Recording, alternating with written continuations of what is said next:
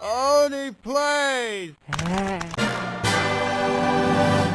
Tomar, have we told the tale of the Best Buy experience we had? Where we lied to that man, that manipulator? I don't know if we did. So yeah, there was this one time that Zach and I, we went into a Best Buy. We happened to be just grabbing something nearby, and Best Buy was next door. And I was like, "You want to just jump in there and just take a look for the hell of it?" I haven't been in Best Buy in a while. So we're in the camera section, and all I'm thinking to myself is like, man, with like cell phones and stuff, who really like needs these like kind of like non-professional level point and shoots anymore? And we were looking at this one in particular that had this like gigantic fixed lens on it. And I'm just like, who the hell would ever need this? And then like as I'm saying that, this salesman walks over and he's like, can I help you guys with anything? And I'm about to just go like, no, I'm good. When Zach just like cuts me off and he's like, oh yeah, we're about to go on our honeymoon in Bangkok, and we just want to know, does this camera take good pictures of like the moon?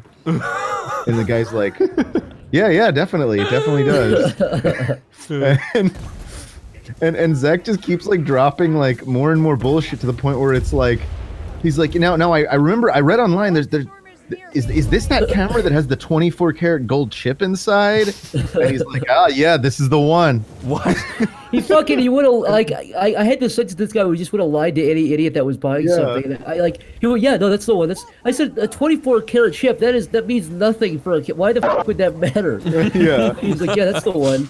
And I was like, all right. I was like, that sounds good. I'll be right back. I'm gonna get my debit card in the car. Get my debit card out of the car.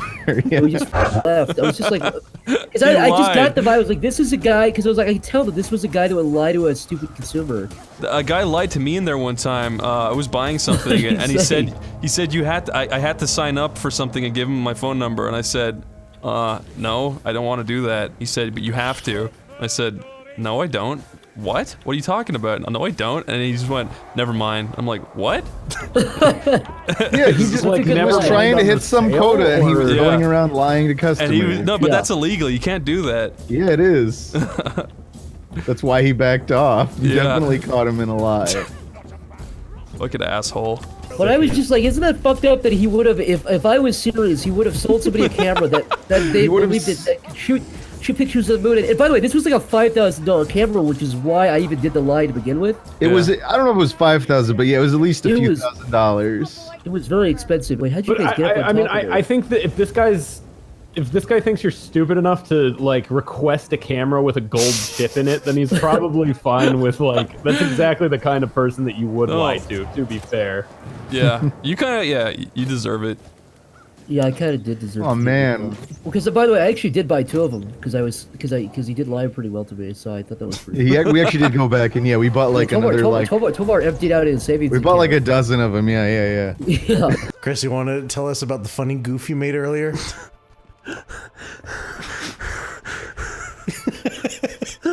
It was the funniest thing in the world. Tell the story. We were all out having dinner earlier. Everyone was having a good old time, and my friend Shad was there, and Shad is a very quiet, respectful young man who doesn't...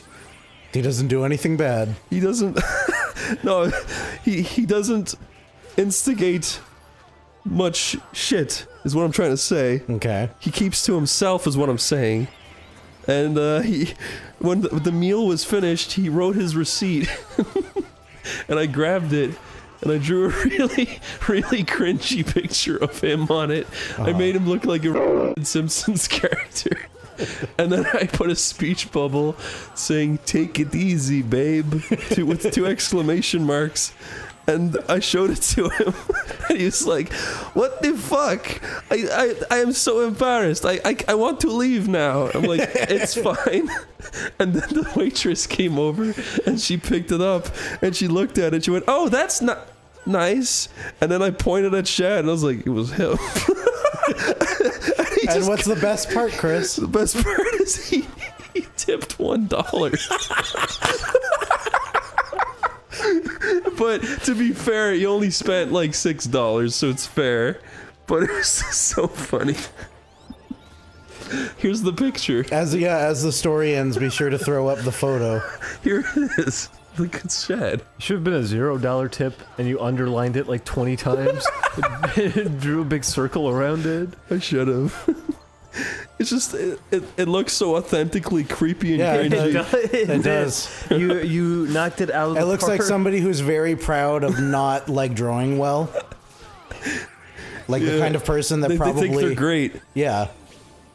It's like, I want to work on The Simpsons one day. Is that his voice?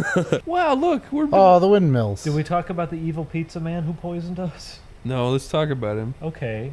Tell me what he looked like. No eyebrows. No Really? hair. Really? He didn't have eyebrows? No. I never got to look at him. I was just there while it happened. Did you get to hear him at least? Not really. I saw you put down the pizzas on the ground, and I was like, why is he doing that? Because he told me to. This is a better view. We ordered a pizza 2 months ago from a place, and the delivery guy came, and even though it was a really normal tip that we gave him, he just came up and said, "Yes, bro, thank you for tip. Thank you, bro, for tip. I really appreciate the tip." And I was just like, "Oh, did you not get the tip or something?" Because Grubhub messes up sometimes. They don't actually, if you do tip through credit card, sometimes they don't give it. So I was gonna give him cash out pocket. He's like, "No, I got tip. I got tip. Very good pizza. You're going to enjoy pizza. Thank you so much for tip." And I guess he was just mad about the tip. He wanted more. Yeah. Even though it was an average sized tip, it wasn't a problem. I'm not a turd about that kind of thing, and I was even willing to give him more. But as soon as he closes the door, I open the pizza box, and he fucking like threw the pizza. Oh, yeah, it was fucking mangled. Typically, if they make small mistakes with orders, I don't call in a complaint or anything. I don't tell them like, "Can you?" But it was like literally just a pile. Yeah, it was completely inedible. It was like somebody stuck a fucking egg beater into a pizza box. And That's what you get. I felt bad about doing it, even though he did fuck the pizza up intentionally. I ended up I contacted Grubhub and I said, "Hey, can we get a refund at least on the pizza? Because this," I sent them a picture. I said like he like threw it. I don't know what happened, but it's been ruined and we can't even eat it. And they contacted me back and said, "Oh yeah, we got you a full refund. Apparently he's a new employee and he's already received multiple complaints today." So I got scared then because I'm like, is he gonna fucking come back now? Like, is he gonna get fired and now he's gonna come back because he knows where we live or something? But I tried to keep that in my memory to never order from there again. But that night when we were recording Pikmin, we ordered from there because I wasn't paying attention. We ordered pizza from there, and I was about to forget that all that happened. Except he showed up, and as he was handing me the pizza and everything, he said, "Put pizza on floor. Open pizza." And I just said, "What?" He said, "Check the pizza for me. Show me pizza." And I look up at him, and He was looking down at you. it fucking hit me, and I realized it's him. It's 2 months later. He kept that in memory. He remembered us. And he put me on the spot about that. He said to open the pizza box to show it to him. He says, "Yes, pizza looks good, right? Very good pizza." And I remember turning to you, Chris, and saying, "I don't trust this pizza." Yeah, I know. And I said, "What are you talking about? You're being paranoid." And what happened, Chris? We all ate the pizza, and then I woke up at 6 a.m. that day. I usually wake up at fucking 4 p.m. Like, well, not all the time, but this week You woke up really early with awful stomach pain. Yeah, I woke up at like 6 a.m. and I went, "Ugh!" And I just jumped out of bed and ran downstairs, sat on the toilet, and I was just like sitting there in pain. And I could hear my body doing this like weird shit. It sounded like a super soaker blasting like a stream into a bucket of water, but inside my body. So it was like inside of me, and I'm like, "What the fuck?" I'm so sorry. And I just started spraying fucking pure water out of my ass. And I was like, "Oh!" And I was like in so much pain. And it went on for like the entire day. It was like nonstop. You probably got the stomach flu. I threw up from it. Oh. It made me really sick. Okay, so what do you think happened? I have no idea. I don't. How do you even? I thought you all had diarrhea. What do you put in a pizza? Julian, you had diarrhea. But I always have diarrhea. What do you put in a pizza to make somebody sick? I don't know. Cum. That doesn't make any. That's not gonna make you sick. He was wee wee. It's poopy. Like, it wouldn't be like fucking bleach or something, right? I need to go to a I don't service know. station. I actually don't know. Oh, but fuck. Oh, the did you get lost? I got a speeding violation. The fact that all of us got sick from it. Maybe that pizza just stunk. Maybe it was shitty cheese or something. I don't know what it was. Maybe it wasn't that nice man's fault. Maybe he just looked like a Super Saiyan and he just gets misjudged. Chris. Why do we say that, Chris? What? Chris, he It looked like a Super Saiyan. You said that. I said that. Oh, was it you? Because he had the Super Saiyan 3 brow Fuck. going. That's what made him so intimidating. But I suspect it's him, Chris, because he fucking remembered us, and that's the craziest part to me. That was 2 months ago, and somehow he kept that in his memory. He was just, I was goofing around. I remember, I have a story. When I think I was like 12 or 13, I went out trick-or-treating and I made an Oogie Boogie costume out of real burlap over the course of like a week or something. Took me a really long time to make. And then, but like the cloth is actually stiffer than it looks. I didn't know that you would have to weigh it down or something. Oh. And so the point was sticking straight up. And when I went out, everybody was yelling at me for being you took it off, said, "No, I'm a brown." trying to say I was a KKK member. Everybody was like, that's not cool, man. And I was like, it's not. That's not That's what like I the am. South Park episode. That happened to me in thought New- he was a ghost. That happened to me in New York. Did it? Yeah, I bought this like I bought monkey. this Klansman outfit, and they thought that I was just No, Spooky Boogie. no. Spooky Boogie. I bought No, it's my, Spooky Boogie. my Halloween costume was a fucking morph suit of an ape.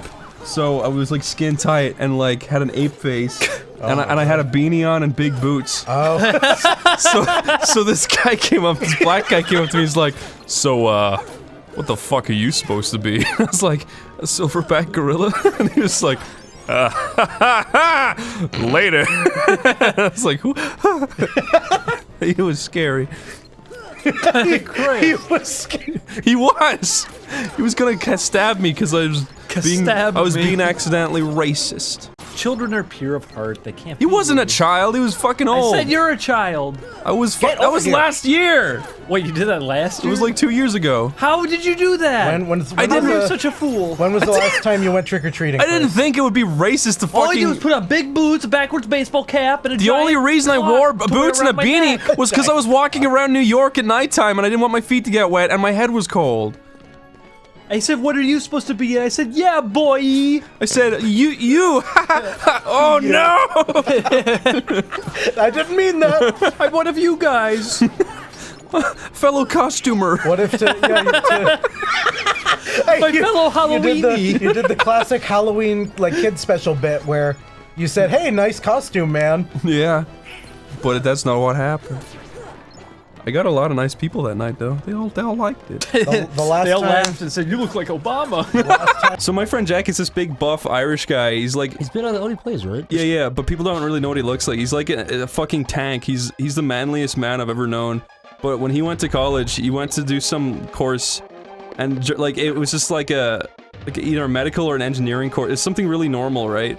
But he said that he was standing at his bus stop, and a guy just came up like in a trench coat. And he's like, "Hey, you like Pokemon?" And he was like, "Yeah, I love Pokemon." And like, but he doesn't even like Pokemon that much. He just remembers liking lied? Pokemon. Yeah, but then the guy gave him a memory stick with Pokemon Fire Red on it. And he said that he was doing that to everyone in his college. Just some fucking creepy guy was walking around, giving people Pokemon Fire Red on a memory stick, and the whole college got addicted to it when exams were coming up. Wait, so it was just like an emulator and Yeah. a ROM of Pokemon Fire Yeah, some Red? creepy fucking Irish guy was walking Was he around. like their age or was he Yeah. like 40 years old? No, he It's was some creepy guy their age, but he was wearing a trench coat and he's taking memory sticks of Pokemon Fire Red out of his trench coat. like 100 of those. I know. And he was just giving it to people for free? Yep, yeah. What was his end game? I don't know. It's so fucking weird. He just wanted people Dude, to trade Pokemon with. He probably accessed everyone's fucking webcams or something. That does not add up. There's something. There's like. It's so possible. Yeah, how do you know? that is Yeah, how do you like- know he didn't install a virus in the emulator? That's probably a good point. I never thought about Most that. likely would happen if you really think He about saw a it. bunch of co-eds changing or something. Did you see my my Crash Bandicoot 3D render I did when I was 13. Well, I saw your fake Mario 64 hoax where he was just in a room looking at. Did you see that? Yeah. How did you see that? You sent it to me. When? You sent it to me like a year ago. Whoa! He's just looking through the window with Bowser's at the window. I printed that out and I brought it to school and I said, "Look, it's real." I can't believe I sent you that. Do you still have it? Yeah. Yeah. I can't, because I lost it. It's just a tiny gray room. Yeah, it's just no point. I was like, I found this room where you can see Bowser. There's nothing there. This is all he can do. I made this fake fucking screenshot and I was like, they'll all believe me now. You thought we were real sneaky. Yeah. There's a kid who brought in crayon drawings when I was in school, and he said, "This is water, and it's a secret level. Jump to the water." That didn't have really. I used to. Drawing? I know a guy. A crayon drawing. Crayon drawings, yeah. Golly. I know a guy who was like. I was young when it came out, Julian. Yeah, I Oh, know. yeah, that's true. I knew a guy who was notorious for bullshitting, and like we had a big like book of his bullshits. That's how bad he was. But one of his bullshits was, he was like, "Yeah, in Crash Bandicoot 2, you do a cheat and you can fly around the world." Fly? What does that even mean? And we were like, "No, you can't." And he was like, "You can." Yeah, you can. He's a wing cat. He's not lying. But I don't know why he came up with such Actually, stupid lies. You don't have to use it. His lies were so awful. Unlike the room with Bowser out the window. That's a funny one. Why is that what you came up with? Because it's believable. Because everybody I knew. How's that believable? Why wouldn't it be? Oh no, not the Bowser room. There's this no- was Miyamoto's favorite. That's what game fucking Easter eggs always are. They're always completely Guys, we have to have pointless. the Bowser room. Miyamoto said the game can't come out without it. Well, there's a fucking Mario portrait room in Legend of Zelda.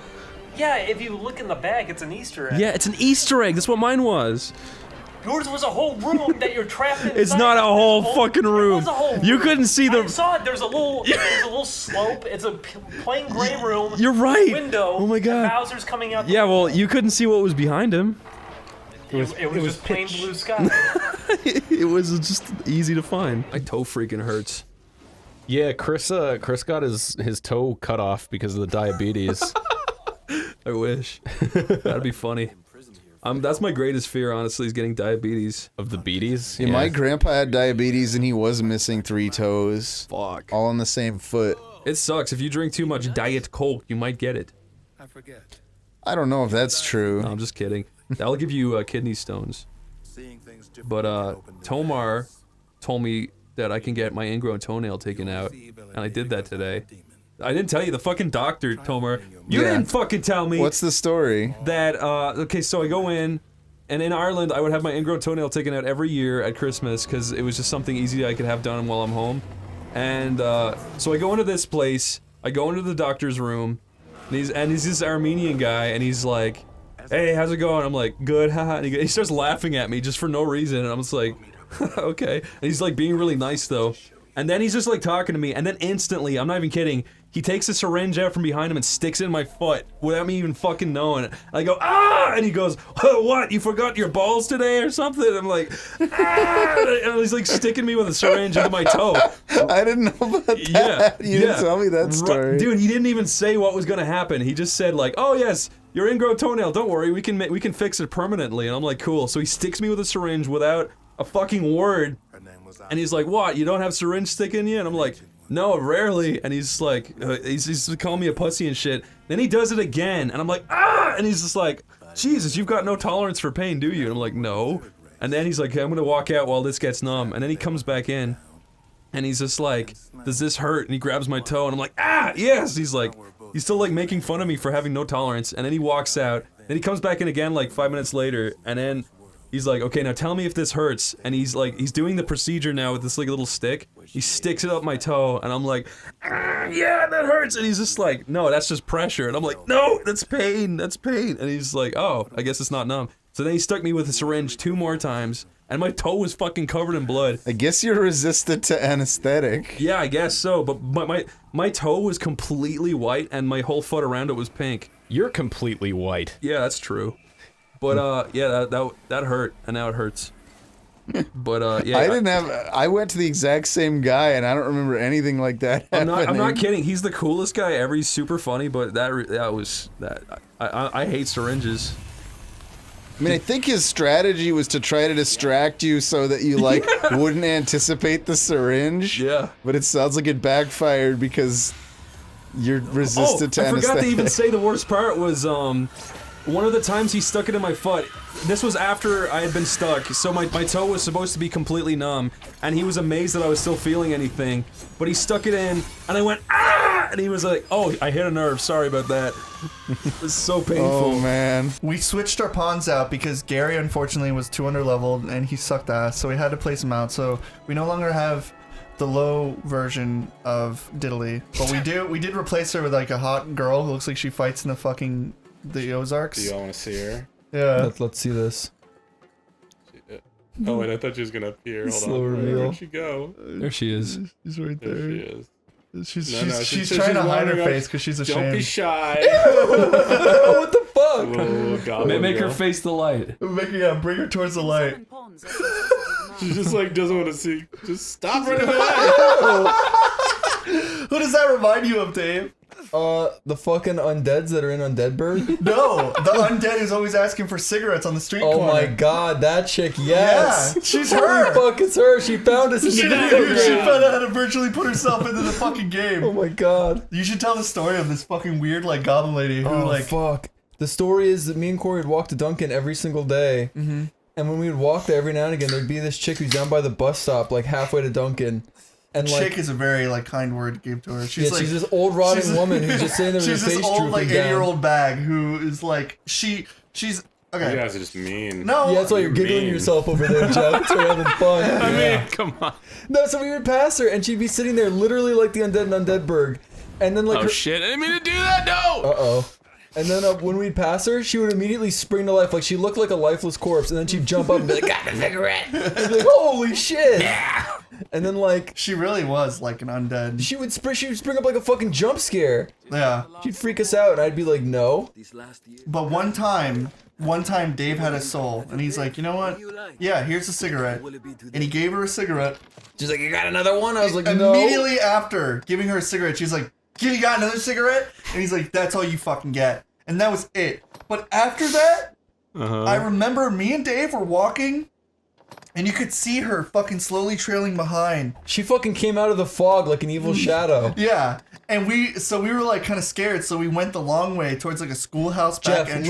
literally, she's at the bus stop, right? And she's fucking scaring us, and we see her emerging, and she's following us like Mr. X. Yeah. And so like we go around, we go into the fucking neighborhood to try and lose her. Yeah. And we turn behind ourselves, and she's there, she's trailing, right? Yeah, she's right behind us. So we're trying to like go faster and cross more streets, and then like cars start coming, and she's too stupid to cross her without getting killed. So then like, and she basically, her pathfinding breaks, and she like breaks up and kind of moves back and goes Shit's clipping into the ground. exactly, her cone of vision ended like a Metal Gear Soldier. And then she just fucking went escaped. She went back to her old sentences and just followed her path, asking others for cigarettes, and we got off home free. Started following her own footsteps. I didn't see her for a while. I was like, "Where's the cigarette goblin?" We thought she had succumbed to the cold and died in the winter. Yeah, we thought she died in winter. Yeah. And then like one day, there she was. She had a new coat on, and then she was sitting there smoking cigarettes like she's she a always fucking does. survivor. Damn. Yeah, she survived like 6 winters, like probably homeless. I mean, I don't know where she is. I have a theory though. I feel like she lives in a house and like she goes places because she does change her clothes. Yeah, no, we've said that probably like she goes home and the kids are just like, no cigarettes for you, Grandma. Yeah, it's like, And she's Grandma, just stop like, smoking. Okay. And so she throws the bed sheets over the window and climbs out. And then she goes looking for cigarettes, and then she crawls in like nothing ever happened, like She Dennis sees the me. Menace. I'm fresh for the fucking pickings. Yeah, she sees Dave smoking and she licks her what morsels of lips she has left. And now she's been virtually inserted into the game thanks to Jeff. All right, so we can do the. Your mom. I'm gonna say though. I'm gonna say though that the cigarette goblin is the least of your worries. I want to cut your tongue out and wear it on my neck as a little trinket. Jeff, you walk right into it, baby. Sorry. Fuck you. All right. Jeff, pick her up and throw her on a roof and see how her pathfinding figures stuff out. Jeff, help that guard find his way to the ground. Next time we see the cigarette lady, I'll just pick her up over my shoulder like I'm the Arisen. Yeah. Carry on top of a roof and leave her there, and she'll just trail around asking like NPCs for cigarettes. Here, let me play. No. Sorry. Wait, give it to Corey. Wait, let's see what Corey does. Don't let fucking Corey play. Why? He can't even draw a fucking clothed woman. You got me there. But I still think I should be allowed to play. No, you're not allowed to play games no more. Wait, let me play, please. Okay, here. No, because if he dies, we're gonna get sent back like 48 chapters. Did we save recently? No! It's the run button. Stop! Give it back! Give it back! Do you want to watch the unfortunate pseudonym Spaz Kid play the video game? I really do. You should tell that story. Oh yeah. So there's this reviewer-based company called Rock Paper Shotgun. They're popular. They review a lot of like indie games. They reviewed Nightmare Cops. We didn't have much, but they reviewed like an early trailer build. Well, they made a little article about it. Yeah, they made an article. But since they're based in the UK, they didn't directly call me Spaz Kid because it's offensive. So they said the unfortunate pseudonym Spaz Kid. Why they didn't is want it directly, offensive? Because it means spastic. Yeah, it means like You're there. unfortunately. And I am using that in the fucking medical term. Okay? Diagnose. Look it up. So for us, spaz is someone who's just like crazy and wacky. Yeah. But there, a spaz is someone who's kind of like has a learning disability. They're diagnosed. Is that the same thing, learning disability. Yeah. So like when I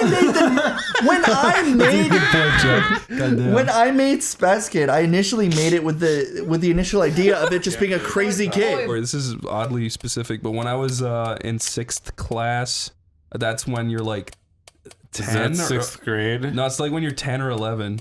6th grade. Okay, go. But my principal's wife, she was the vice principal.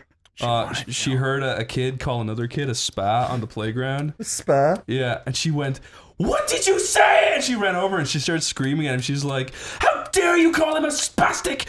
What if I called you a spastic?" And then all the kids started laughing. Holy shit! She called him a you're spastic. fired. Yeah, it was fucking hilarious. But he said a spa. Yeah, I know. It's the same thing. Like everyone in Wexford says you're a spa. Like it's just this. Everyone fucking says it. Like, what's your problem, spa? You want to hear a story from when I was in elementary school? Never mind. I'm not going to tell that one. Do it, Jeff. Do it. I pulled my penis out. It was really awkward. Great. What? It was a really awkward situation. I was on the playground. I was in like 4th grade, and we ran up, and there's this girl we'd pick on, and we ran up, and I like, yeah, never mind. I'm not going to tell this story. Never mind. I mean, you can at least tell without having your hand halfway down your pants, Jeff. When I went to Vegas, I told you what happened when we were being ushered into a limousine to a strip club, right? No. There was this guy, and me and my friends were wearing Rain Man suits because we're fucking losers. And Rain Man, like the autistic dude from the film Rain Man. Yeah. Wait, finish. And we were like, haha, we're in Vegas dressed as Rain Man. We're so cool. And then this guy came up to us. He's like, Rain Man, I love it. And we're like, yeah, ha ha ha. And then he was like, listen, guys, like, I can get you to a strip club in a limo for free. And we're like, no thanks. But then he was super pushy, and then he, like, my friend, oh shit, someone's after me. But sorry, anyway, the guy was like, come to the strip club. And we were like, no, that's okay. And then, we did want to go to a strip club, but what happened was, we were like, let's just get an Uber, because these guys are scary. But then, another one of those guys came up, and, he was being, like, really pushy too, and he was like, where you guys going? And we're just like, to a strip club. We're just gonna get this Uber though, thank you. And he's like, what? No! What? No, I can get you there for free! And we're like, no, thank you, bye-bye. And he's like, you fucking idiots! See, anything free, if people get angry at you for not taking something free, you know there's something wrong. No, but he was scary, and he had a ponytail. He's a promoter. He works for everybody. He gets in. He gets paid for everybody. He personally gets into the club. Oh, now something else after me. But what happened was we were getting into the Uber, and he was screaming at us, and he was like running at us, so we were all like, this is scary. Ooh. Oh! I mean, like with the ride, sure, it's a car, but like why would you ever want to get into a car with the stranger who's like screaming at you to get in their car? Yeah, but when we were driving... Like no scenario where that makes sense. When we were getting into the Uber, he was screaming at us and following us, and then Veronica just stuck her head out of the car and was like, cut your ponytail, you and then he looked really he looked like he was going to murder her. Like, he looked so fucking scary. But it was funny. She's gonna get you into trouble one day. Baby. As a kid, Chucky scared the fuck out of me because if nobody knows, I was terrified of blinking dolls as a child. So Blinking? Why do you mean blinking? like dolls that blink. You know why blinking? Why? What? I don't know. It's one of those phobias that people have that they can't really explain. Okay, that's fair. It's just uncanny when a doll blinks and Yeah. you don't do anything. Yeah. The idea of that is scary. Like I remember one time I was grounded and I was in my room and there was my sister's doll was on a chair and I was looking at it and the whole time I was like, don't blink, don't blink, don't blink in my mind. And then it fucking blinked 30 minutes later. And it blinked. It like blinked. Fucked up. And I remember that and I couldn't say anything. I couldn't scream. I was so scared.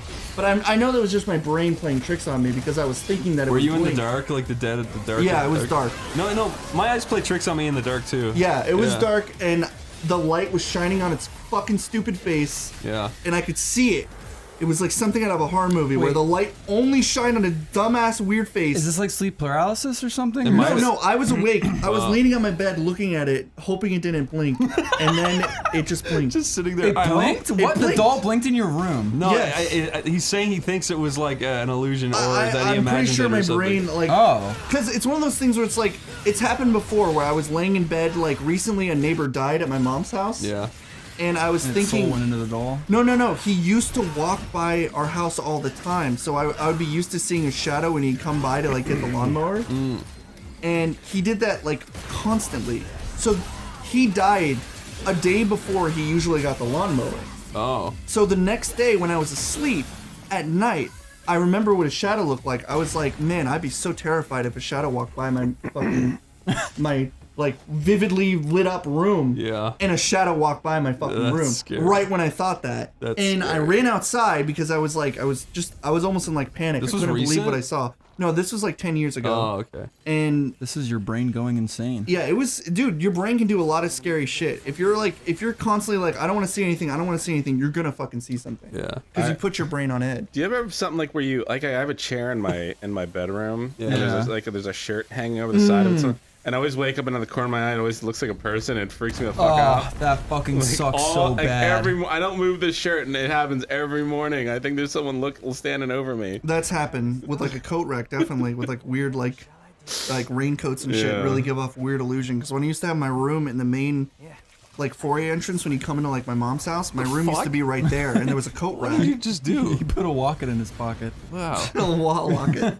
No, but when Corey, when I was younger, that shit used to happen to me too. Where my grandma had this weird blue painting of like an old Irish lane with a mansion at the end and like little people on horses at the bottom. And I used to just look at it, and they'd be like walking around and like moving, and the trees would be swaying, and it would just be like scary. Yeah, but at night, like Yeah. it's because shadows, any kind of shadow that's like moving creates like the illusion that it's like it's your brain. That's why when people say like I saw shadows at night when I was in a place alone with no one else there and only me and my fucking self. It's like, yeah, of course you saw a fucking shadow walking by you unconspicuously. You want to hear something else that's kind of funny? Yeah. One night when I was really young, I had to sleep in my mom and dad's bedroom, and they had they didn't fuck or nothing, but they had a similar. They fucked next to you. You went, oh no, here we go. And they were like, Chris, stop making so much noise. Shut up! They blinked at you. They had a similar painting on their wall that was like a weird, like old-timey painting, and I would look at it, and I would see little things move, right? And then I'd look over at my dad, who was also like just awake in bed, and he'd look over at me,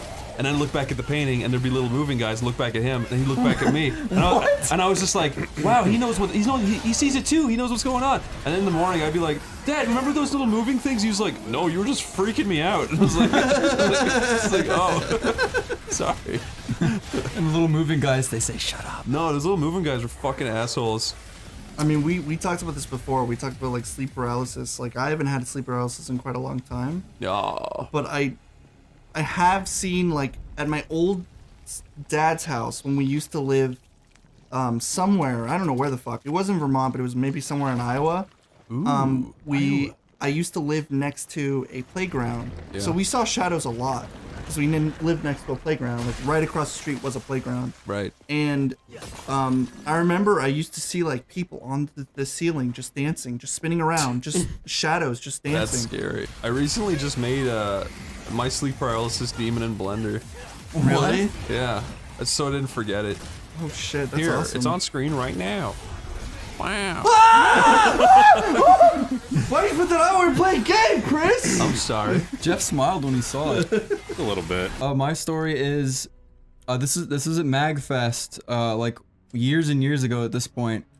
But there's this app called Yik Yak, and that lets you just sort of see like tweet-like posts from other people, but only within a certain radius. So I was at MagFest and I was bored, and I saw a Yik Yak post saying like, if somebody wants to get sucked off, meet me by the crazy taxi machine. And I was like, whoa, that's fucking awesome. I was like, that sounds pretty cool. I was like, I'm not doing anything. I can go for getting sucked off right now. So I go to the crazy taxi machine and I start playing it. I respond to the post. I'm just like, yeah, I'm down for being sucked off. No, you did not. I swear to God, I did. Are I you was serious? that fucking horny. Yeah, I was, and I wasn't seeing anybody at the time. So I was like, this is cool. I was like, this is what living life is all about. So I said, yeah, I would like to be sucked off. That sounds very cool. And they You were said like, it very politely. yeah, I was like, please and thank you. Please suck me off. I would really appreciate if you like just gulp the cum out of me. I would really just love that. So I go to the arcade place to play Crazy Taxi, and I'm just chilling out. I'm playing it, and nobody's really nearby. And then all of a sudden, like, they said like they'd be there soon in like the little thread there, and the thread's like totally anonymous. So I'm like, okay, cool. I'll just enjoy this cool game till my cock gets sucked off. And then all of a sudden, like, you know, people wait behind each other to play arcade games, but all of a sudden there's like this creepy fucking like old dude who's like 60 years old, and like he's way older than anybody else at MagFest. And he's just there, and I'm like, oh, okay, well, maybe he wants to play. I hope they get here to suck me off soon. Yeah, he does want to fucking play. Yeah. And then all of a sudden, I'm like checking the phone. They're like, I'm not seeing any response. I'm like, wait a minute. I was like, what if they're not actually a girl? And then I'm playing the game, and the person's just kind of like licking their lips and like looking at me, and their hand is on the chair. This is you. This is you waiting for him, dude. They're like tracing the outline on your shoulders. Fucking like fire shooting out of my cocks. I'm waiting. Dave, how do you do He said the this? old I man forget. is like fucking revving up his cock. Is Yeah, that, exactly. That's what you The were old man is saying? getting max exceeds looking at me. So I'm sitting there and I'm playing the game very nervously at this point, fucking up all the drop-offs in Crazy Taxi. And the person on my phone, they respond. I'm like, oh my god, okay, what are they gonna say? Oh, I heard this part. You said you could hardly contain your boner and turn around. No, that's not it. I could contain my boner. I was getting scared looking at them. Well, like I could see them in the reflection of the game, and I was getting fucking nervous. And then the phone, I checked it, and they said, "I'm here, winky face." Oh my and like god. the old man's looking at me, and I'm like, oh my fuck, I regret this. I regret this so fucking much. And like, I don't know what to do. I'm like sweating. It's like I don't want to be sucked off by an old dude, and I'm being looked at weird. And like the time on the counter's running down, and it's just like really bad. Time's running out. Exactly. And then like, I don't know what to fucking do. And then all of a sudden, they like tap me on the shoulder, and they're like, "Are you done playing the fucking game yet? Like I've been waiting for my turn for fucking forever." And I was like, oh, okay. And then I checked my phone, and they're like, "Where are you?" I'm by the Crazy Taxi machine that's by Dig Dug, and that's the one across from the arcade place. Oh. And I was like, "Oh, thank God." I was like, "Are you a guy or a girl?" They're like, "I'm a man, baby." I was like, "All right, fuck this." You should have fucking said it to begin with. Fuck you. You deserved every moment of that. I do, but yeah, I do. You do, and also that means you had probably the best game of Crazy Taxi of all time. Yeah, I don't think anyone. That timer really fucking meant like it That was really a real meant life something. experience. I've never been like more like awkwardly nervous in my whole life. Are you going to associate Crazy Taxi with that from now on? Kind of. I've totally fucking learned my lesson. So every time you play Crazy Taxi, you'll see the silhouette of a fucking old man behind you rubbing his cock. Delicious. This is going to be crazy. Why'd you just destroy the last cherry tree? Yeah, I'm panicking. I forget I forget the controller, entire Jeff. control scheme for this. Listen, he had to tell a story. Story's over. Hey, Jeff, you tell me crazy stories about all of your sexts and weird shit like that. I'll tell you a Not that much story my crazy mom stories. told me the other day. My parents had on the movie. Spoilers to this movie, but Shutter Island. Ah. And at the end, I don't know if you've seen it. The wife drowns their kids, right? Yeah. And my mom get all like, she like covered her face, and I'm like, my mom likes Quentin Tarantino movies, so I don't know why the hell she was getting all weird about the end of this movie, and I'm like, what happened? And she's like, oh, I never told you this, but when I was in college, I would babysit my neighbor's kids. And the one time I came home, there were police cars outside, and I went over and the cop told me the wife took her kids out to the Delaware River and just drowned them. Oh my god. Oh my god. And she got locked fuck, up in a man? mental institution. Yeah. Jesus. Why There did you she go, do the it? end. She just didn't want to take She care of just kids got anymore? Yeah, I guess. She just went nuts. You know, sometimes I mean- you just gotta go some nuts. Yeah, you just gotta live, you know. My mom was digging up old pictures the other day, and she took a picture of it and sent. She's like, "Oh, you're gonna love this one." I'm like, "Uh-oh." She sent right. It was a good one. It was It me. was really it was good. me. Okay, listen. As a kid, because I'm a million years old, Smurfs was very popular on TV, and I dressed as a Smurf as a little kid, and I had a little shirt on that had a little picture of a Smurf. I had a Smurf hat. But admit it, Jeff. I had my parents Uncle Ben. painted my face blue, but in the picture it looks like blackface. Yeah, Jeff, admit It it. looks like a little kid with blackface on, and it freaked me the fuck out. Jeff, admit it. You were not a Smurf. You were Uncle Ben. I have to. You were on Jemima for all Listen. you sick fuck. Wait, who's Uncle Ben? Oh, you mean the guy on the fucking... He's on the homemade rice Oh, thing. that guy. My parents are just going, yeah, we're just going to tell him he's going I to thought be you were as gonna a say Smurf. the guy from that Disney film, Uncle. Oh, man. Uncle. No. I was going to post it on Twitter, but I don't think I have the balls. No, you can't. You can't. You'd be. People I will would be screenshot that and you'll be destroyed. used in Yeah. cancel Are you- culture in the future. Are you not I clearly blue? I think It's it like was, barely I'm blue. gonna It's say, like it's so barely blue I at all. It's like feel- a super dark No. navy. Listen. It literally just looks like blackface. It's blue the with funniest white fucking photo. Listen, wait. It's Jeff's like The- signature the features on a picture- child's face, but Stop. with blackface. The picture is really high contrast. I really believe it was way more blue in real life. Have I ever told you guys about the rudest fucking thing someone has ever done to me? What did I I'd do? like to hear it. I like how you assume it's you. No, I was at a fucking airport, and I was waiting for my plane, so I was just sitting at the chairs, the plane waiting chairs, and this guy has these kids that are like acting up and yelling and just being shitty. Yeah. And so what he does is he starts yelling at his kids. I don't know what he was saying because he was speaking some other language, but he takes them over to me, and then he puts one on one side of me and one on the other side of me to like separate them, but using me as a divider.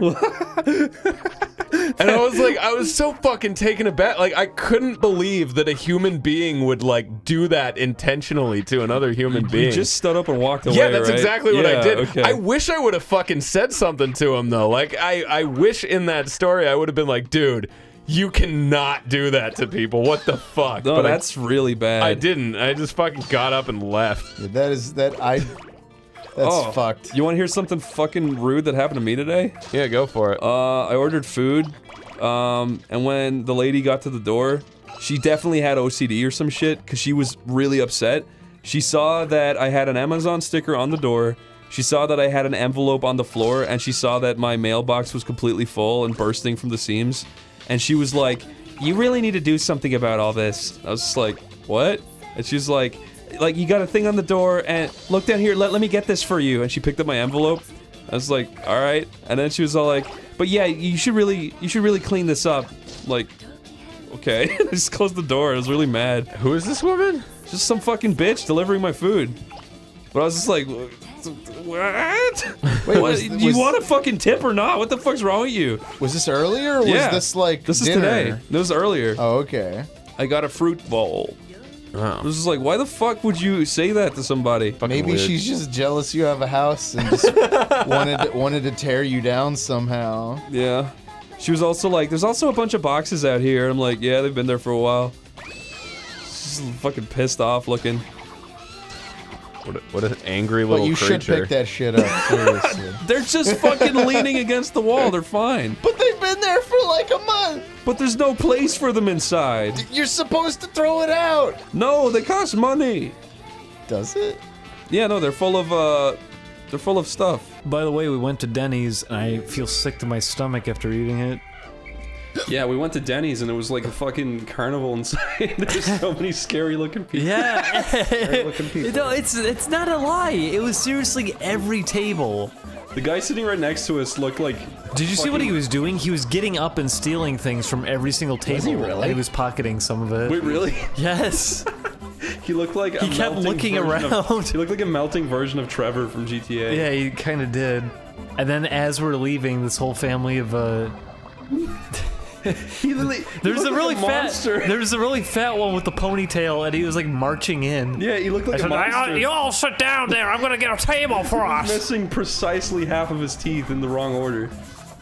What's the right order to be missing your teeth? Well, it was like he has a tooth, missing a tooth, has a tooth, missing a tooth. It was like there was such big gaps between his teeth. Yeah, so he can clamp his mouth down further than most people can. What is the worst things that happened in your schools growing up? Death. Yeah, I mean that happens in everyone's. had a good amount of like awful things happen at school. I don't think I had really had anything that bad. Someone always dies at school. Yep. I never went to schools that were big enough is the thing. I went to Really? schools with like maybe 50 kids at the most. The I went to public school twice for 2 years of my life, and that's not really enough to. The shittiest one I remember is that a kid got murdered, and Holy fuck, really? and there was a huge like memorial wall that was in the hallway, and because no one really knew the kid because he was kind of awkward, it was just empty. No one wrote anything on it, and people were just shit talking the whole time. The fuck? And it's just like, wow, that's cool. You can't hold off on that a little bit, maybe. People are fucking assholes in school. Well, especially around that time. Around that window, that's the point where you think like, oh, fuck everyone, I'm above this. Look at the little beetle boy. Do you guys like slugs? Slugs are okay. Slugs are nice. I hate slugs.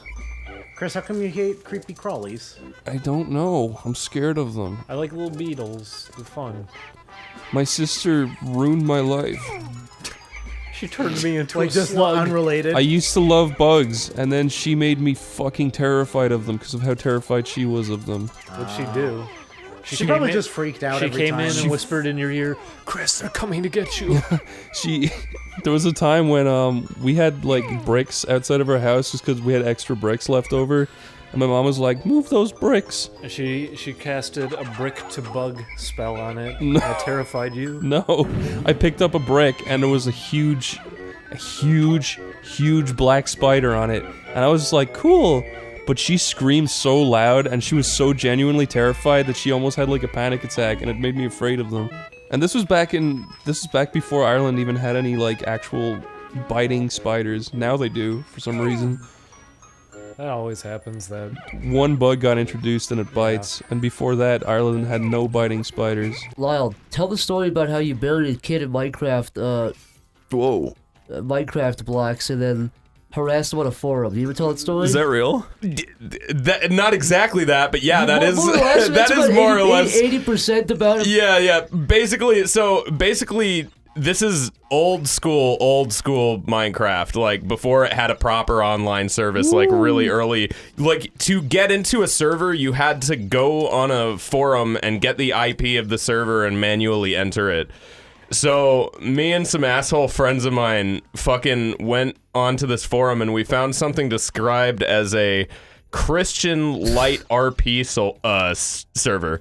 So basically, So you literally did that whole, this is a Christian RP server. basically, I don't know how they found it. I wasn't the one that found it, but basically what happened was we fucked up the whole entire thing. Oh, Lyle. I know the story. I'm actually surprised. But every time you do tell it, I feel sick to my stomach about the evil that you've done. But go ahead. So basically, we just fucked up the whole thing, and there was one dude that saw everything happen. Like we fucked with the whole entire thing Well, after the mods left. Yeah, I was gonna say. And there was one guy. Yeah. There was one guy that was running around watching all of it and freaking out, going like, "I'm gonna tell the mods. I'm gonna get you." And so I went on the forum. I went on the thread about the server, and I blamed it on him. Yeah. And also my character was like the Monopoly man, so I spoke in like old Atlantic English. I was like, "I do say, my good friends, this individual is not to be trusted." And so I don't think anyone bought it, but the key thing about it was the dude thought that people were buying it. So the fact that I was blaming it on him, he was fucking like freaking out about it. They were like making these long like refutation posts of the things that I was saying, like, thirdly, if you look here, you can see evidence such that, and I was like, I've been framed, I swear. Somehow I get them to buy this, and I go back into the server, and like I get whitelisted to go back in. And then old Minecraft, I don't know if it still does this. If you run into the distance, it'll like expand the map and it'll fucking slow everything down for everybody. So because there were actual mods there, I just snuck off and started doing that. And then they realized what I was doing. And since the mod didn't know how to use his fucking modding tools, he couldn't ban me, and he was like, "This guy's hacking. I've never seen anything like this."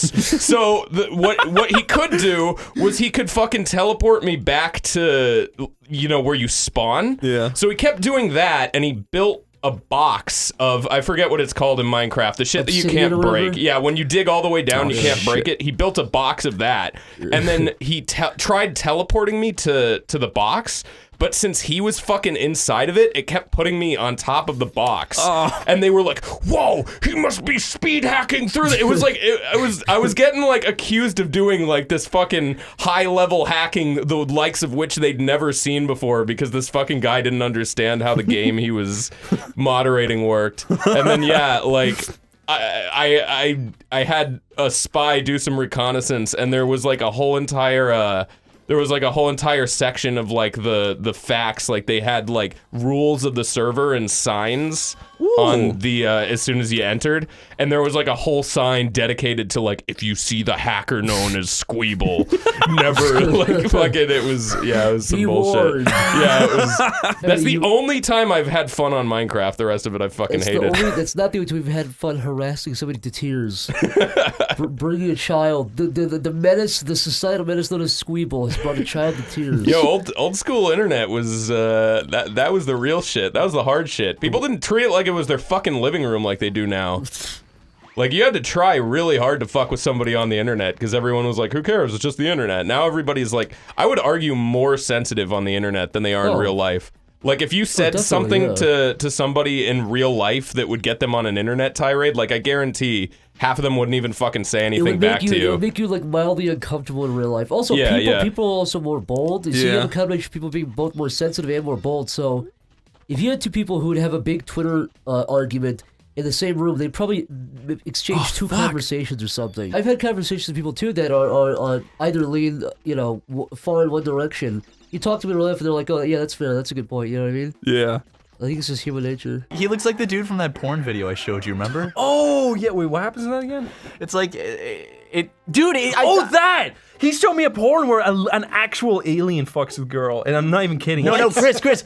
And remember the beginning of the porn? It's like the camera is walking up to the creepy mansion. Yes. I swear, either the game is based off that, or this is based off the game. Okay, no, this is true. He showed me a video where a camera slowly pans into a mansion for about 2 minutes. It's like a creepy estate. Nothing is happening. It just pans into a mansion for 2 minutes. Then it's inside. There's these two kind of ugly girls kissing each other and like licking their pussies and shit for about 15 minutes straight, right? Wait, it's dubbed Did you watch for the whole 15 minutes? No, Matt was skipping through it. Like, we weren't getting boners, so he skips through it. And then it just like, they're both making out in the bed, and then the camera like pans over, and you see this like little hooded figure walking into the frame, and it's going like... and it like crawls onto the bed and it drops the robe and it's literally an alien. It's like a naked old man that was prematurely born. No, you know what it looks like? It looks like a kid that like has that disease that makes him age really fast, but he's only 10. Is that what progeria is? I thought Andy Milonakis had that. No. Andy Milonakis. See, no.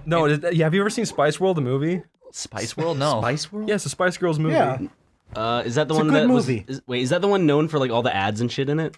I don't know. Okay. But no, have you actually seen it? Yeah. Do you remember the little purple aliens? Yeah. That's what he looked like, except he was white.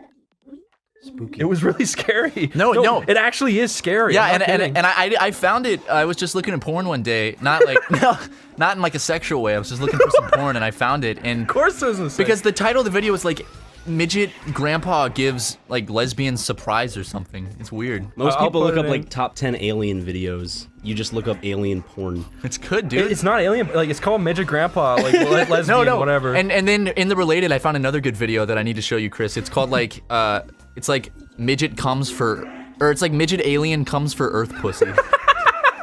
I honestly wonder if it's like a little man and they put makeup on him to make him look like an alien. I don't know. It looks like me almost as a kid. You know what the worst part is? What? He doesn't finish. They just suck his little tiny. No, they don't even suck his dick. They lick his boiled peanut cock, and then he climbs off the bed. And then he just leaves. And they get back to it. They wave him goodbye. Yeah. He licks her like knife wound of a vagina. They wave him goodbye like the little kid at the end of Eye of the Spider waves goodbye.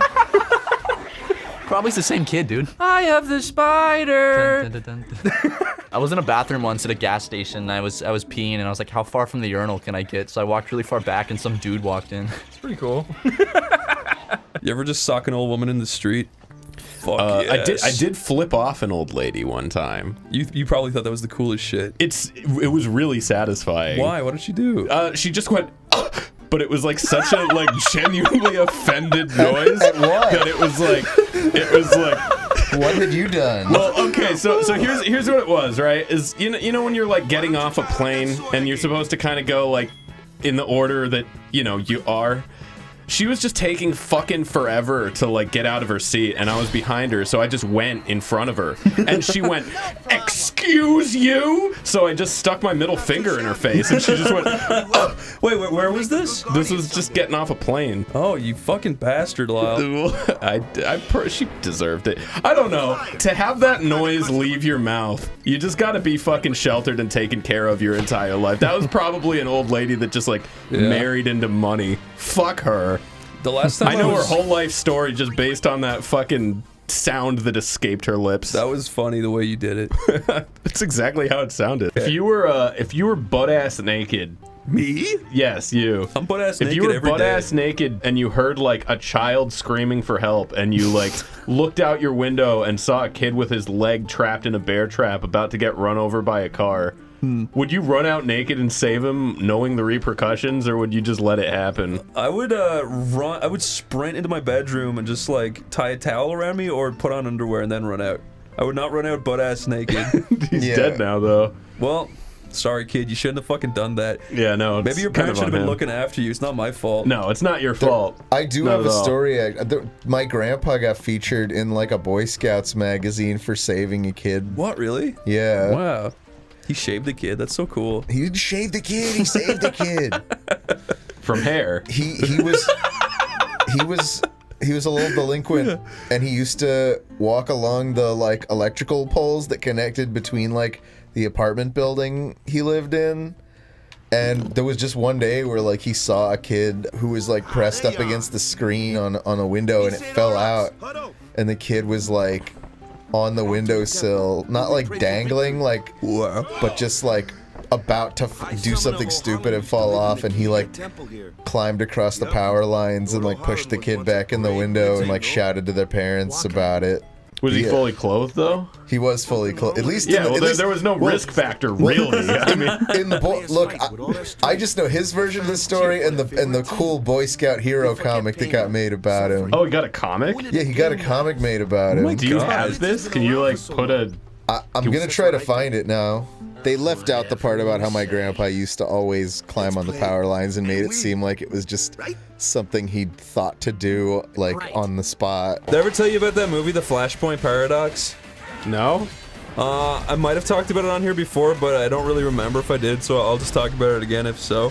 But one time, this complete shitting asshole said, yo, those DC cartoon movies are actually really good. And I was like, really? And he was like, yeah, like, have you seen The Flashpoint Paradox? And I was like, no. And I was like, I think The Flash is kind of stupid. And he was just like, no, man, this is like the coolest shit ever. Like, it's a really good movie. And I was like, okay. And by chance, at the time, a girl was coming over. No, that's a bad bet. No, always. I know, right? And then, but me and her were like, oh no, I told her, I was like, hey, this guy told me that this movie's really good, you want to watch it? She was like, okay. And then we both sat down, we started watching it, and at the start of the movie, it's like the worst dialogue I've ever fucking heard in my life. The Flash is walking down a dusty road with his mom, she's like, someday I might not be around, and you will have to do good. It was like already we're like, this is the stupidest shit ever, right? And then Wonder Woman comes in at some point, and I didn't know a single thing about Wonder Woman. I never looked into her, and she says something like, "I will use my lasso of truth," and then I was like, oh my god, this is actually bad. This is actually bad. And then halfway through the movie, the Flash is like, I need to get my powers back, because he's back in time, but he doesn't have his powers yet. So he goes to Batman, and he's like, Batman, I don't have my powers. I need you to help me get my powers in the same accident, the way I got them. And then Batman's like, if we do this, you might explode into flames. and then Flash is like, it's worth the risk. It's worth the risk. I'll do it. And then Batman straps him to a chair, and he gets like struck by lightning, and then he literally explodes and burns alive, and he's screaming like, ah! And Batman throws a blanket over him, and then. And then it cuts to... He's saved by the bat blanket. Yeah, but then it cuts to like 5 minutes later, and he's a fucking 4th-degree burn victim. And he's bald, and he's burned all over his body. And he's strapping himself to the chair again like nothing happened. He's like, well, we'll try again. He doesn't even care that he's a 4th-degree burn victim. And then after that, we turned it off. We're like, that's okay.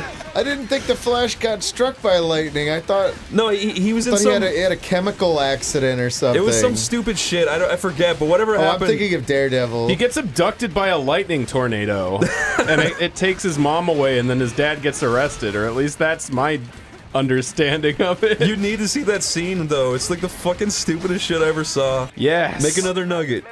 All right. It's nugget time. Nugget biscuit, nugget in a biscuit, nugget biscuit. See? Remember? There. You like Tobuscus. Love him. Can't get enough of the guy. I've told my Tobuscus story on this show, right? I don't think so. Wait, I got like about a time you met Tobuscus? Yeah.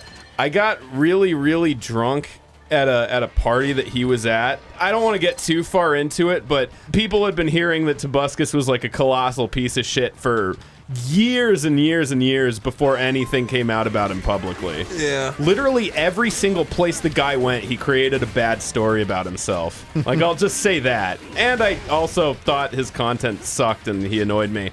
So, like, I basically got really drunk and just told him to his face that I hated his shit.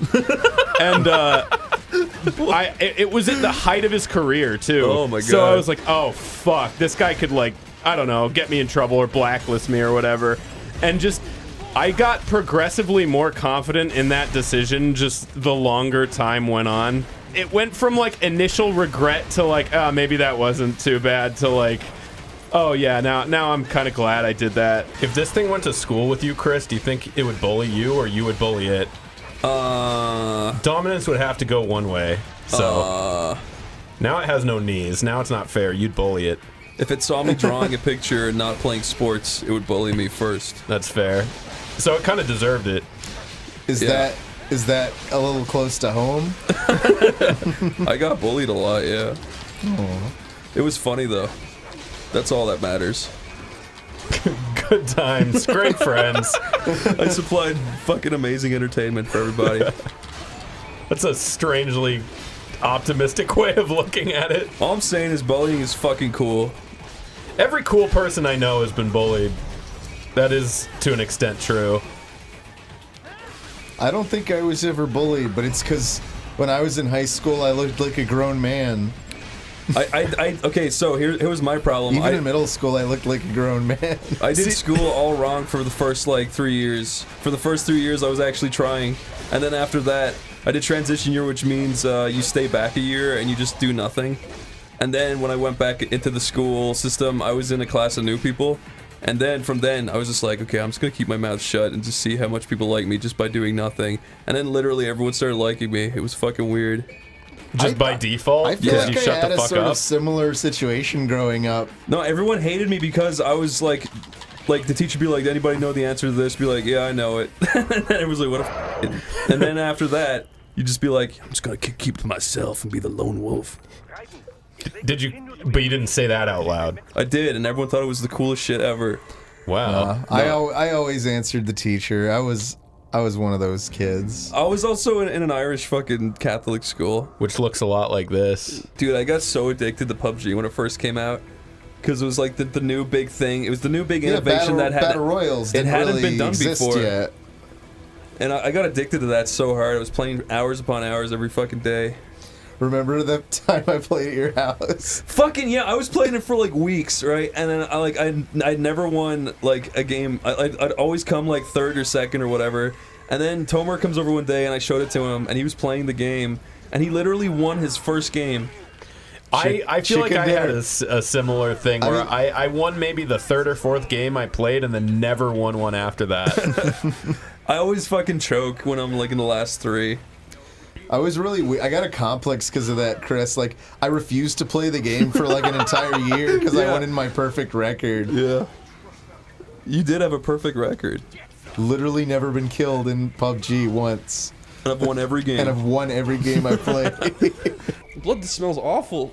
Have you ever like cut your finger and sucked on your finger and you're like, oh yeah, and there's the taste of it. What's the worst injury you ever took? Worst injury. I keep breaking my fingers. I tripped and fell down the stairs because I was excited we moved into a new home.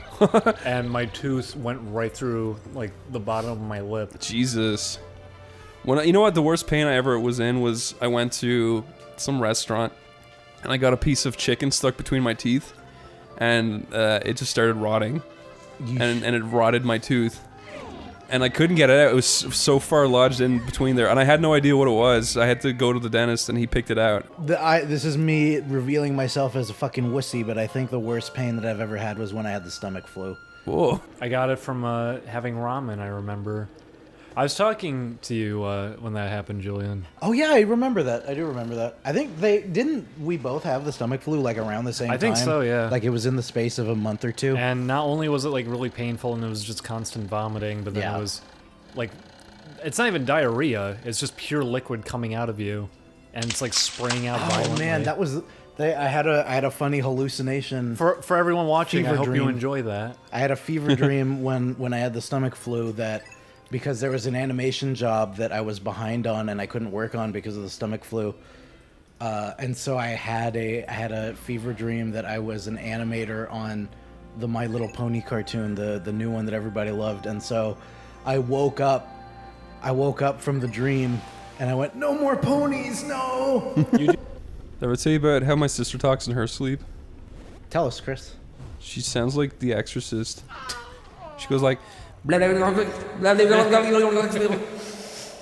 really scary. You should hear Julian in his sleep. She grinds What her have I teeth. said? The one I remember was that you were saying like, you gotta get the Christmas tree up. And then the one that I remember that was really weird to me was that you said the bonsai tree, he cut it down. Oh yeah, no, I was talking about Kappa. Fucking Kappa Mikey. I was talking about Kappa Mikey. We watched an episode of Kappa Mikey, which by the way is fucking terrible. Yeah, it's an awful show. Not it even is like so not bad. even funny bad. It is unbelievably it's really, really hard to sit through. What is Kappa Mikey? It was a terrible Nicktoons exclusive show. Oh. And the premise, I like the premise, but they did absolutely nothing It with doesn't look like what it's supposed to be either. The It's supposed to premise be an is- American cartoon that goes to Japan. Yeah, so it's an American cartoon interacts with anime characters, and they never take any advantage of that premise. And it doesn't look like it either. It's not. It doesn't look like anime No. because it's like It doesn't shitty look like a Flash Western animators. cartoon either. It looks like a Canadian cartoon, if anything. Yeah. And you were mumbling about how he cut down the bonsai tree. I couldn't believe that this is what you're dreaming about. I don't know why. But the other one, you said you were on a train, and you were mentioning how there was Christmas lights hung up. Well, okay then. My sister did really fucking weird shit in her sleep.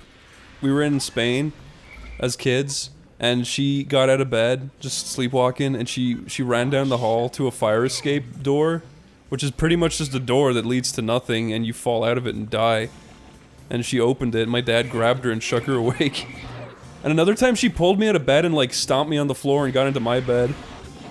Though she might have just been awake and pretending to be asleep. She said, "Shut up, turd." That's actually, you just reminded me of a scary thing that happened. What a scary thing. When I was living with Niall, he was getting annoyed with the clock. He takes the batteries out and leaves it on the counter. The next day, the clock's back up on the wall. I'm like, God damn it, because I didn't like it either. I take out the batteries and put it on the counter. And then we both find out we did the same thing, and we're like, why was the batteries put back in the clock then? And neither of us knew why.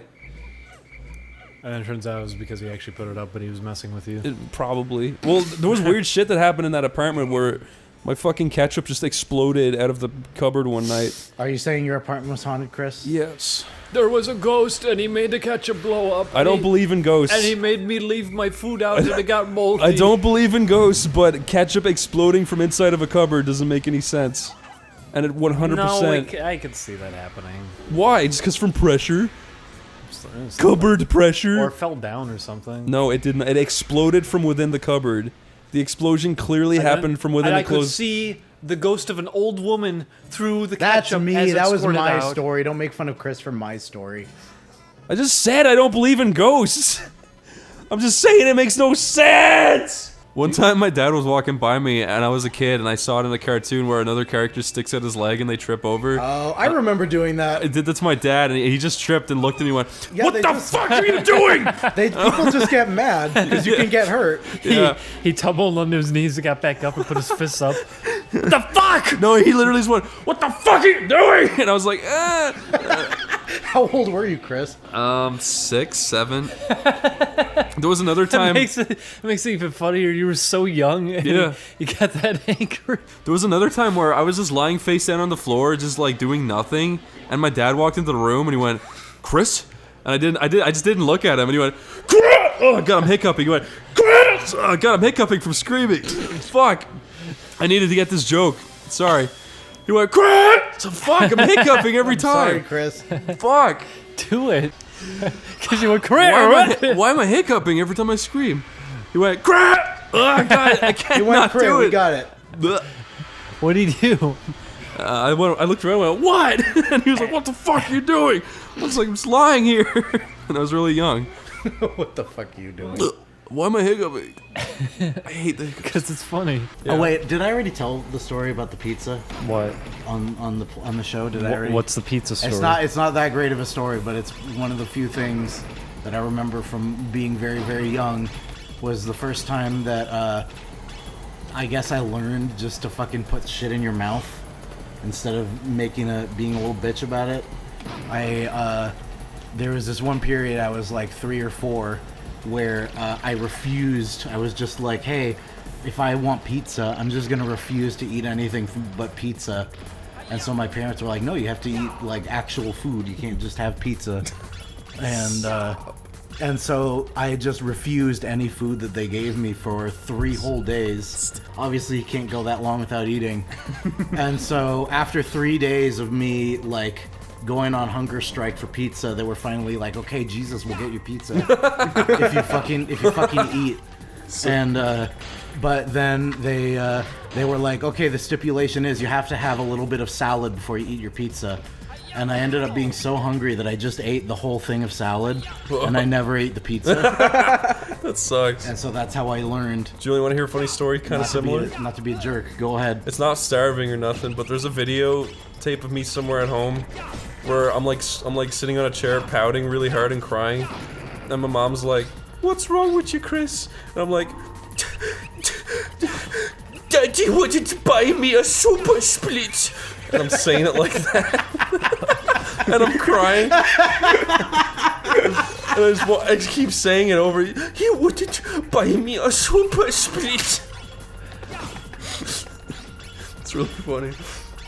That is funny. I wish I could see that video. There's a video of my sister where she's holding a spoon up to my mom. She's like, "Look at yourself in the mirror, Daddy." Why did you both talk like idiots? I don't know, because it's like children. It's like a bogger Irish accent. I'm from the country. What was the hardest you ever hit a kid? Ooh, that's a tough one. I don't think I've ever actually thrown a punch because I'm a wimpy gay boy. I would always slap people. I slapped a kid in the face as a kid too. He was being such an asshole. Do you want to hear the lamest situation in the world? Yeah. I used to get bullied by this kid on my school bus, and he was this tiny little asshole who could not fight. He was such a little pussy bitch, right? Okay. And I was a bigger pussy bitch because I was like way bigger than him and I wouldn't do anything, right? Okay. And we used to always sit near these girls who were fucking bitches, and they were like always making fun of us both. And then fucking one day, he was like really annoying me, and I was like, if you annoy me again, I'm gonna punch you in the face. He was like, and he annoyed me, and I slapped him really hard in the face. And he started crying really hard in front of the girls. And just to them, it must have been the lamest situation in the world. The two dorks were just having a fight. One slapped the other and made each other cry. That is very embarrassing. Oh, you know what? I have a fucking embarrassing story that I remembered just recently. Was I used to go to Disneyland really frequently because I had an annual pass when I was a teenager, and I haven't had one since then. But I remember one of the really early times that I went.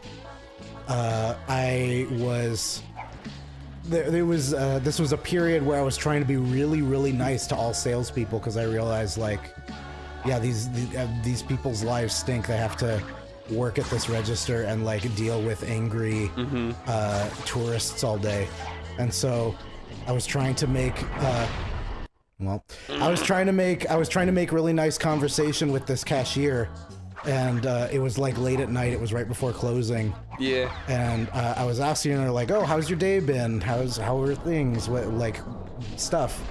And at one point we didn't even go all the way. At one point I said, she was all like, "Oh yeah, I'm really tired and everything," and I phrased it as like, "Oh, what time do they let you off work?" Yeah. And she thought I was creeping on her, and I didn't realize it until later, because she started giving me weird looks after that. Yeah. And so I guess she thought I meant like, "Oh, when do you get off?" or "fuck," something like that. How old are And you? so I was like probably 18 or something. So like it wouldn't have been outside the realm of possibility for somebody else to do that. I was like 12 with my story. With your slap story. And a paperclip. Julian, did you get my butterscotch? I got that big sack of candy. My birthday was it this good? week. Happy birthday, Julian. Chris sent me a big bag of candy. Julian, was it the good candy? Because can I tell you the story about the guy who was getting... tell us your adventure. He fell down the stairs and made boom boom. No, I postmated it, and the guy was like, "What's peanut brittle?" And I'm like, "What?" I'm like, "I don't know. I'm not from America. I don't know." And he's like, "You need to tell me what peanut butter brittle is." I'm like, "Peanut butter." I go on Google, I search it, I find it instantly, and I'm like, "Here, this is peanut brittle." Also, peanut brittle. So it's like, I don't know what the service is. Like a person just goes to the store to pick you up stuff? Yeah, it's like Uber for getting you shit. Okay. But I'm like, yeah, so it's this. I sent him a jar of peanut butter brittle. He's like, I looked everywhere. I can't find it. I'm like, okay, just get him anything peanut related. And he's like, okay. And then he calls me back. He's like, I asked the store, and they said that they don't have peanut butter brittle. I'm like, yes, I know. Get him anything peanut butter related. He's like what? And I'm like, Reese's Pieces. He's like, I know where I can find that. And he like drove to another store. And I sent you a photo of a dumpster. No, he drove to another store and he's like, I can't find peanut butter brittle. I'm like, yes, get peanut butter related shit. And he's like, oh yeah. And he's like, I found peanut butter Reese's Pieces, but they're very big. And I'm like, they make my teeth hurt. They don't taste good. And I'm like, fucking idiot. Just get him anything peanut butter related. Go to a 7-Eleven, please. And then he finally did it. And then I think he was like, I can't find the house. I'm like, fucking Christ. I think in the end it took him 2 hours when it was supposed to take him 30 minutes. And they sent you a photo and his leg no clip through the door and he's stuck. He sank into the peanut butter. I can't get out. His ragdoll went out of control. I'm like, mister, I'm gonna rate you 7 out of 6. I'm gonna give you a big tip. I'm gonna give you a virus. Postmates virus. If you stepped outside and you heard a booming voice that made all the windows on all the buildings shake, and it said, "Chris O'Neill, give me all your money," I'd be really frightened. And you would say, I'd be terrified. You would say it's Satan. I would assume some fucking Illuminati shit's happening. Well, everybody around you looks up. Nobody knows who I am. No, but they're all like, "What the fuck was that?" What if everyone on the street turned and looked at me at the same time? What if That happened- What if you could pick up everybody on the street like this? That happened to me on a small scale once. I was walking by. I stole a guy. I was walking by a Pizza Pizza. Yoshinoya's, and I was thinking to myself, like, who the fuck eats at Yoshinoya's? Like, that's because I remember trying it when I was younger and I didn't like it, and I don't know why anybody else would, because I It's probably not very good. Maybe it is. No! Oh, he's He dead. killed a man. But my point is, I was staring into it and thinking, who could possibly want to eat there? Yeah. And I'd then like to eat there. there was like 5 or 6 people sitting in there, and they all looked at me, and I got freaked out. They all said it in unison. Us, Julian, we eat here. They're walking like robot zombies. It's neat. Look, that's cool. Zombie college. Zombie college? Doesn't Zombie that actually college. exist? Oh god. Yeah, you learn how to shamble around. You learn how to say brains and moan. No, I mean, like, wasn't that an actual like show? The guy from Blink 182 started it. No way. Yeah, he started Zombie College. He did not. He didn't start. No, he didn't start Zombie College, but he did. He start, went to Zombie College? No, this is actually a real thing. He started like an alien hunting college where you can learn how to look for aliens. Oh my god, what's his name? I don't know. It's like the guitarist from Blink 182. I know what you're talking I hope about. that I'm not getting the guy wrong because that'd be. No, that'd you're be, right. You're right. It was the whiny one. Blink, more like Stink. Yeah, Stink 182. If you went into his alien college and you said that, everyone would unenroll. That's good. Has a single one of his students found an alien yet? You never know. Okay. If anyone was going to find an alien, it would be them, would it not? My stepdad point. got his code, so he should have unlocked it by now because it's been 6 months. He got his alien code? Yeah, he went to England. He spent $1,400 to get some code so he can become a fucking alien. I'm serious. Wait, you gotta. I have You to gotta reel it back. elaborate on I have this to reel one. it back. All right. Yeah. I might have said this before, or maybe I didn't, and this is just gonna like sound like chaotic nonsense. But my stepdad believes that we were all aliens at one point, but since we abandoned our alien heritage, they abandoned us. And the reason why people see aliens and like crazy people are like, look, an alien, and they like see glimpses of it is because they are watching us, but from a distance where we can't comprehend. Mhm. But they sometimes check on us to see if we're still like willing to learn it. So he believes that there are people on this planet disguised as old aliens who have code that once you get the code, you unlock your full potential and you become an alien who can like time travel and you can read minds and you can like create things out of matter and you can go anywhere at any time.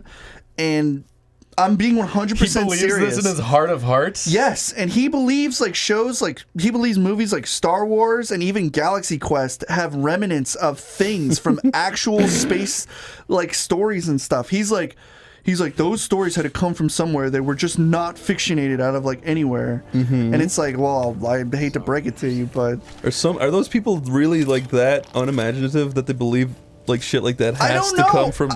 I don't know. See, you laugh, but your dad's gonna be doing this in a second. All right, check this out. Exactly. Have you guys ever been to a real life psychic before? No. Would you want to go? I mean, I guess. Sure. If it I'm was not, like. I'm not even kidding, by the way. I went a couple days ago, and the woman was crazy. Did you actually go to one? Yeah, Adam, Michael, and I went. We literally found the worst rated one in all of Burbank. And she was literally. So we went in, and like the door was open the whole time. And it was like there was cars driving by. And the lady, I was the subject because we were debating. Like I was like, I can just imagine you sitting there with a big smile I on was your trying head. not to so hard, and the woman was like, "You have a." She put her hand on my head. She goes, "You have a demon attached to you." Basically, she was saying there was a demon attached to me, floating around me, and I lied. She was like, I just lied about my life. She just followed all of it, and of course, and I mean, it's not real. But then she was saying stuff. We tried to convince her Mothman was real. She was like, Michael was like, yeah, you said something bad happened. We went into West Virginia. And I was like, yeah, some evil orb flew into my mouth. and Adam goes, yeah, I didn't believe you about that. The woman goes, no, it's real. It's real. Anyways, we should all go to a shitty psychic and record it. Dude, that'd be good. That's a great idea. Suck me. Oh, fuck. That's hard. No. Shapadoi. Oh. Okay, don't screw up this time. Whoa! You found the little midget. There's the moo. He reminds me of Kiwi. See, he sounds like he says Ling Ling. Oh, he does say Ling Ling. He says Ling Ling from the hit show. Yeah. You found the B card. Draw Together. I'm not a. Chris, what did you think of Drawn Together? What? I hated it. Okay. I really- I think hating it is definitely a sign that you're a normal person, at least. When I was a kid, my friends were talking about it in school, and I went home because I was like, I want to be cool. And then you screamed in their ear. No. I went into my mom and dad. I was like, Mom, Dad, can I watch MTV? And they're like, okay. And they said, Christopher? No, they didn't. But they were like, yeah, you can watch MTV. And they put it on for me. And I went into the kitchen. And then they obviously didn't stop watching it. So I sat there. And then that black girl in the show was in the hot tub making out with someone else. Oh, so it's the first episode. Yeah, and it got real raunchy. And then my mom walked out and she went, you're not allowed to watch this. And I was like, I know. And it was really embarrassing. And she said, I'm gonna watch it with you too. I was like, I don't even like it. It's not even funny, Mom. She's like, yeah, sat on the okay. couch next I've to you. talked about She didn't guilty make any eye pleasures. contact with you, and she just said, you know we shouldn't be watching this. And that's why I moved out. I wasn't allowed to watch That was Drawn Together. that was the inciting incident. You had So wait, to- it was on MTV over there? Yeah. That makes sense. It was Comedy Central over here. I think actually maybe it was on. I don't know. It was MTV directly competing with South Park, and they really like talking about it. Yeah, I might be wrong. I They forget. really enjoy South Park, I heard. The movie's all about how much they love South Park. I remember MTV used to play SpongeBob in Ireland. MTV played Ren and Stimpy later on. Did they actually? Yeah. Oh. But anyway, Down enough the about white that. hole. Maybe I'm fucking wrong about all of that. I don't know. You're wrong about your memories. That show doesn't exist, actually, Chris. You Why made not? Listen, I watched through Drawn Together fairly recently, and I'll say that like I said, I think hating it is definitely the natural response. I remember, like it. Well, I was but- gonna say I remember occasionally it had jokes that were funny, but for the most part, it was just nothing. It was just aimlessly. It's definitely trying to when be people say shocked. offensive for offensiveness' sake. Yeah. I would definitely No, say that's probably. that is the show to go to for that, because that's what the movie's about. They're Yeah. upset with South Park for having a point. Yeah, I hate the fucking movie. It hurts. It sure doesn't. It was look good. animated in Flash, and it looked okay for Flash. That's true. But I animate in Flash, and I'm You cool. would probably do And better. I'm way better than Drawn Together. Better than the movie. Comedy Central, where's my show? Why won't you give me any attention? I go down the hole. He said, "Mamwee." One time I brought my inflatable bed outside onto the roof and I slept in the sun for a bit. Did you get sunburned? Were we all red and pink? I woke up and I was really sweaty, and when I brought it back in, I cut it on a piece of glass and I couldn't use it again. Oh no. Oops. Those are those weird moments that you always remember for some reason. How would you react if you woke up in bed like at Aaron's and everything, where you're actually staying? Yeah. But you woke up in the middle of the night and you saw your dad standing in the doorway. With splinters in him? No. My dad? He's the Splinter And Man. then you went, Dad, and then you left and you got up. No, he goes. I would assume that he followed me, and I'd be really, really fucking weirded out. He goes, Chris. But you couldn't find him after. I've come all the way from Ireland. I need help getting the splinters out. Honestly, I would just assume it was a hallucination. Because did I tell you about the hallucination I had like 2 weeks ago? Yeah, you told me about it. Did you? I don't remember. I went to bed and like I never ever sleep on my back because every time I do I have a hallucination. That's a good way to get sleep paralysis. Yeah, and That's interesting. And so this one time I was like, well, it's been like fucking 3 years since I tried napping on my back. Maybe I'll try it. I fucking sit on my back for like 10 minutes and then I'm in another world. I'm hallucinating, but I'm still awake and I know I'm still awake.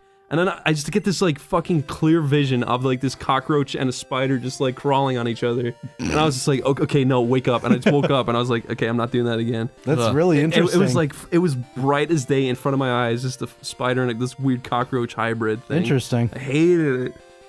I hate them both. I hate cockroaches and spiders. I don't mind spiders, but I hate cockroaches and I hate But centipedes. this thing was like a weird fucking...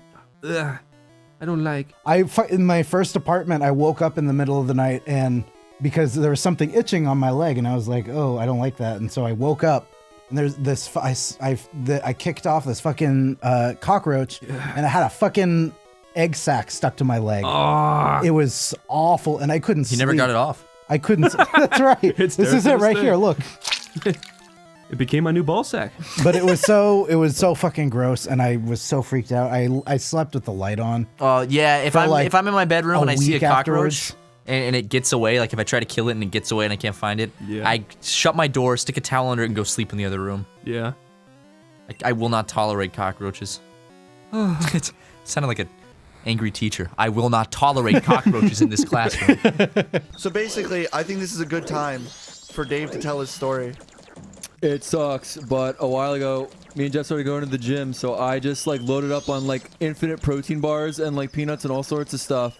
and ate no vegetables and drank very little water and got massively constipated and filled with like all sorts of stuff. Dave, you had like a 4-year-old sense of fucking losing weight. You were like, I'm gonna gain muscles by eating protein. It was working. I gained a lot of weight. It was awesome, but then not being able to shit is not awesome. What the hell, Dave? You fucking ruined the story. Well, how's it ruined? You skipped ahead. There's so much to this story. I just remember seeing you. You were making like peanut butter protein smoothies that smelled like crazy peanut butter. I mean, yeah, I was doing a lot of shit. I was doing a lot of shit to have this all happen, and like, then it backfired. Yeah, then it didn't work, and so that sucks. That's how I felt. The dawn of the final day. I was like, I'm gonna fucking explode. Yeah. So essentially, Dave had like a turd that had scratched the inside of his colon that inflamed it. Oh my god! Because he had eaten too much peanuts. Because you can't process peanuts like other things. They're kind of like corn, and I don't think Dave realized that. And again, Dave didn't eat a lot of like vegetables and stuff, Like so he was almost no stocked fruit. on peanuts and meat. And before that, we went to fucking Fogo de Chao, which is an expensive steakhouse, where we stuffed ourselves with steak. So Dave had a pound of meat along with a pound of peanuts. Oh, that's right. We did go to the thing. Yeah, and then he just hibernated one day. Oh, and then Dave, that was not a good time. for a long time, Dave was like, keep it on the hush hush, but I haven't been able to shit for 2 days. And it's the equivalent of like Play-Doh squeezing between a giant fucking rock.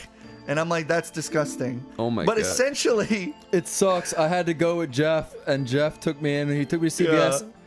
Oh yeah, I want to tell the story just getting this. So You should. I was like, all right, I've just got to get an enema. It sucks, but this is just got to happen. Yeah, you told me. This is like a horrible time. You know, it's funny. When you built it up like you needed to take an enema, I thought I was going to come downstairs. There's going to be feces fucking sprayed everywhere. No, it's not like that picture that I showed Tom where the guy just sprays shit all over the wall and he's like passed out. Like, yeah, I thought you'd be on your bed with an ass of shit leading all the way to the bathroom. No. But, so I went to get this thing and it's already embarrassing. Whoa. And I take it up to the counter and the dude, I put the box down, the enema thing, and the guy like looks at it. I'm like, yeah, not a great day for me. And then like he laughs and I've officially de-escalated the situation. By shooting your enema juice at him? Shut up! He looks at me. He looks at me and he says, "How many Super Mario?" I was like, But that doesn't count. No, not like second Then he count. jammed 2 fingers in you and yanked out the. No. Okay. He said about Super Mario, and I was like, I looked at myself to see if I was wearing any Mario clothes, and I was like, what? And he's like, yeah, you know where I can get, you know, some like shrooms. What? And then I pieced it together. Super Mario is like a drug term for like shrooms. Is it really? What? I mean, like shrooms. Super Mario mushrooms. Uh-oh. This is a doctor?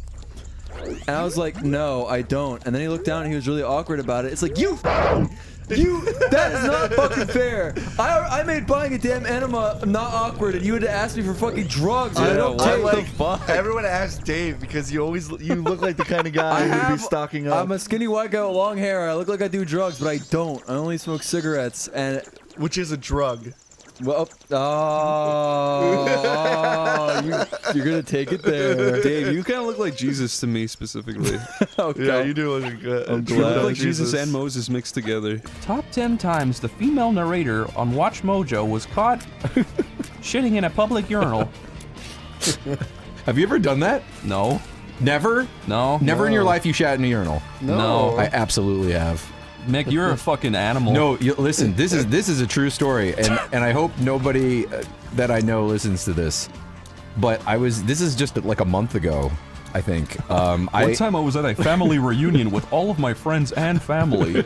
I shat in the Hawaiian Punch, which everyone drank from. But then I got up and gave a great speech with a standing ovation, and everybody clapped. Then I proceeded And then to I bowed, masturbate and to then they saw the everyone. poo I in my know. butt. Wait, what? And then I bowed, and then everybody saw the big brown stain on my ass. Oh, what's that? The whipworm? Yeah. Ooh. But anyway, go on. You shat in a urinal. No, I didn't. I'm saying, I have done that, but I was saying, like, about a month ago, I was at I was at the gym, and I got a stomach ache, and I had to drop something off at somebody's house.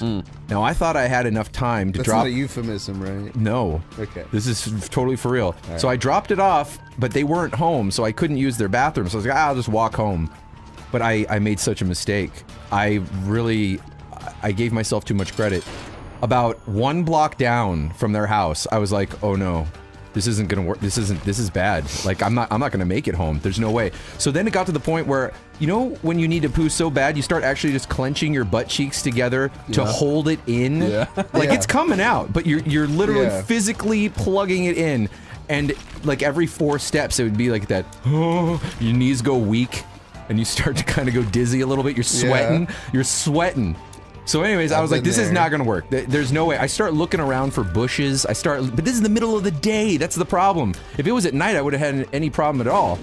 But I start looking around. There's no good bushes. I saw a car park where they left their gate open, and I was debating if I'd just like go into the back of their fucking parking lot, like in the corner behind a car, and just as quickly as I could. No go. So finally, I saw a dumpster by a school. Luckily, school was out of session, or it was in session and they weren't outside. And I went behind a dumpster. Yeah. And I had to like push the dumpster like a foot so I could actually get behind it. Wow. But as that was happening, I don't know if I'm going into too much detail, but as that was happening, it was just coming out like the whole time. It was terrible, and I didn't, because my pants weren't all the way off. Like, I didn't want to poo on my pants. Yeah. So I ended up putting my arm against the wall and one on the dumpster, and my legs like up, and I put my foot up like against like one of the things, like the little wall area. Yeah. And I was like holding myself up like Spider-Man, just like fucking diarrhea pouring out of my ass. It was really bad. I felt really bad, and I had a plastic bag, and I had some receipts in there. And that's all I had. And these receipts, I never thought about it, but they just slip right off. They're so slippery. Like, it wasn't doing any wiping at all. Anyways, the walk home was uncomfortable. I'm sorry, Mick. It's all right. I'm a grown man. When I was younger, my dad thought it would be real funny to prank me. He put cling film on the toilet, right? Yeah. So he thought that when I'd piss onto it, all the pee would bounce back up on me. But instead, I diarrheaed onto it, and it flowed down into my pants. Oh no. And then I got an infection. No. Oh god. Did your dad feel bad about it? Yeah, he was like, I'm so sorry, the only way to regain your trust now is for me to do the exact same, and then he did it too. Really? Walked it right in front of him. And then we were both in the hospital beds holding hands. That sounds made up as shit. No. That really happened. I think Tomorrow, you look really disappointed. My grandma actually, no, she was like, grandpa, or you know, it was granddad for me, and she was called Nanny, but she'd be like, granddad's making you a sandpit. Like, yay! Go out and play in the sandpit for like one day. The next day I go out and play in it, there's just centipedes everywhere. I never went in there again. That's frightening. I don't like centipedes. That is genuinely frightening. Yeah, and they're like, make sure to put the lid on it or the cats will shit in it. So centipedes and cat shit. That was your childhood? Kinda. One time, yeah, there was this guy, and I'm not gonna name him. Yeah. But we were playing Isaac, and it was like Doodle and Jeffers, and we were talking about the game. We were talking about Mega Satan and how do you unlock Mega Satan and all this shit. And this is back when I first played the game. I hadn't seen it before, but there was another guy in the room. And while we were discussing what the rules were, like what the requirements for Omega Satan. For Omega Satan, this guy got so infuriated overhearing our conversation, he stood up and was like, "What? What the hell? What the hell are you talking about? Oh!" And we were like, "Excuse me?" Like he was enraged, and he's like, "Oh yeah, Mega Satan. Oh yeah, okay. Oh yeah." Like, we were like, "Dude, we weren't even talking to you. We were talking about a game where there's a character called Mega Satan." What event was this at? Was that fucking? Yes! I was trying not to say his name, but it was well, just... You didn't say his name. Yeah, but anyways, yeah, this dude was a treat, man. That's the same guy who I told the story about, Yes, where he tried bringing the girl into the woods. Yeah, and he also threatened to kick your ass. He was, and then also threatened a girl and said, "You're lucky you're a woman, otherwise I'll kick your ass." I love, dude. When he left, there was a plate of hair under his bed.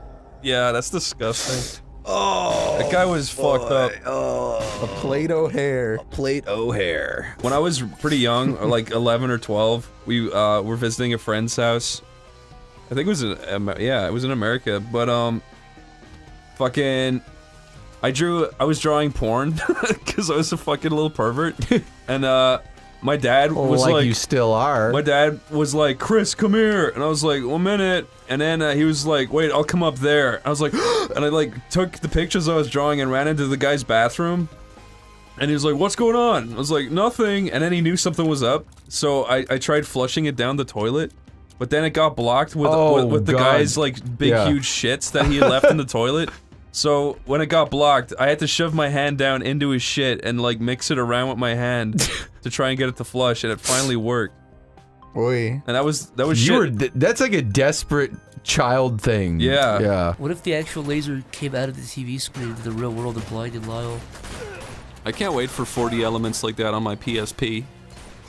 Your PSP? I think every kid in my school used their PSP for porn. Really? I didn't know you could do that. Yeah, you could put MP4s on it.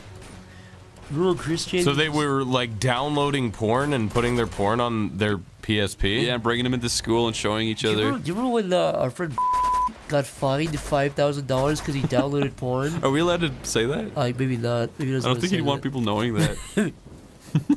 It's a really funny story. Yeah, you should probably cut it. It's really sad. He doesn't deserve that. I said, I said, dude, who fucking downloads porn? You were like, oh, I shouldn't have, not gonna do it anymore. Wait, downloaded it from where? Some porn website, and apparently some company found out that he did that and sent him a check in the mail for a fee for $5,000. That's crazy. Yeah, I'll probably cut that out. So. We can bleep his name. That's actually like a really fascinating story. It's true. I was talking about when it happens. I don't remember if he ended up paying it or if he ended up saying "fuck you" or what. Yeah, that's really weird. So he downloaded it from like I can't. This was years ago. How? But I mean, if you go to a porn site and you download porn, that would insinuate you bought it, right? Or no? He torrented it. Oh, he torrented porn? It might have been he torrented it, yeah. Didn't you guys have your internet, like, shut down because you got caught? It was because some stupid bitch in our house at the time downloaded Mary Poppins or something. She downloaded Saving Mr. Banks and then blamed everyone else. In a house of fucking like 7 or 8 guys, who the fuck downloaded Saving Mr. Banks? And she fucking got mad at everybody. And she of course it was her. And she blamed everybody else for eating her carrots. And she said, her baby carrots. I said, do you think anybody would fucking like? It's a $1 bag of baby carrots. First of all. Yeah. Second of all, like nobody in this house eats fucking super healthy. Yeah. Nobody's sneaking your fucking baby carrots. Me and Zach used to live with a really horrible bitch. Yeah, she's genuinely a bad person. I don't feel bad saying that. One time she left she left cereal out, and then maggots got into it, and then moths started appearing all over the house. And every night I'd hear Corey fucking smashing them against the wall, going, "Fuck!" And one time he had like a Blue Moon bottle of beer in his room, and there was like 60 of them. It was like a trap. They would all fly into there and die. Yeah. And then Did he just leave it then? One night he was screaming. I just ran up to his door. I was like, "Corey, shut the fuck up!" And he was like, "There's just moths everywhere." I'm like, "I don't care." And then fucking a few days later, she was literally on the floor in the kitchen in the fetal position crying. We're like, "What's wrong?" And she's like, "What do you mean, what's wrong? Look up!" And we looked up, and there's maggots crawling across the roof. And we're like, there was like 2. Yeah, we're like okay. 2 little maggots. We're like, okay.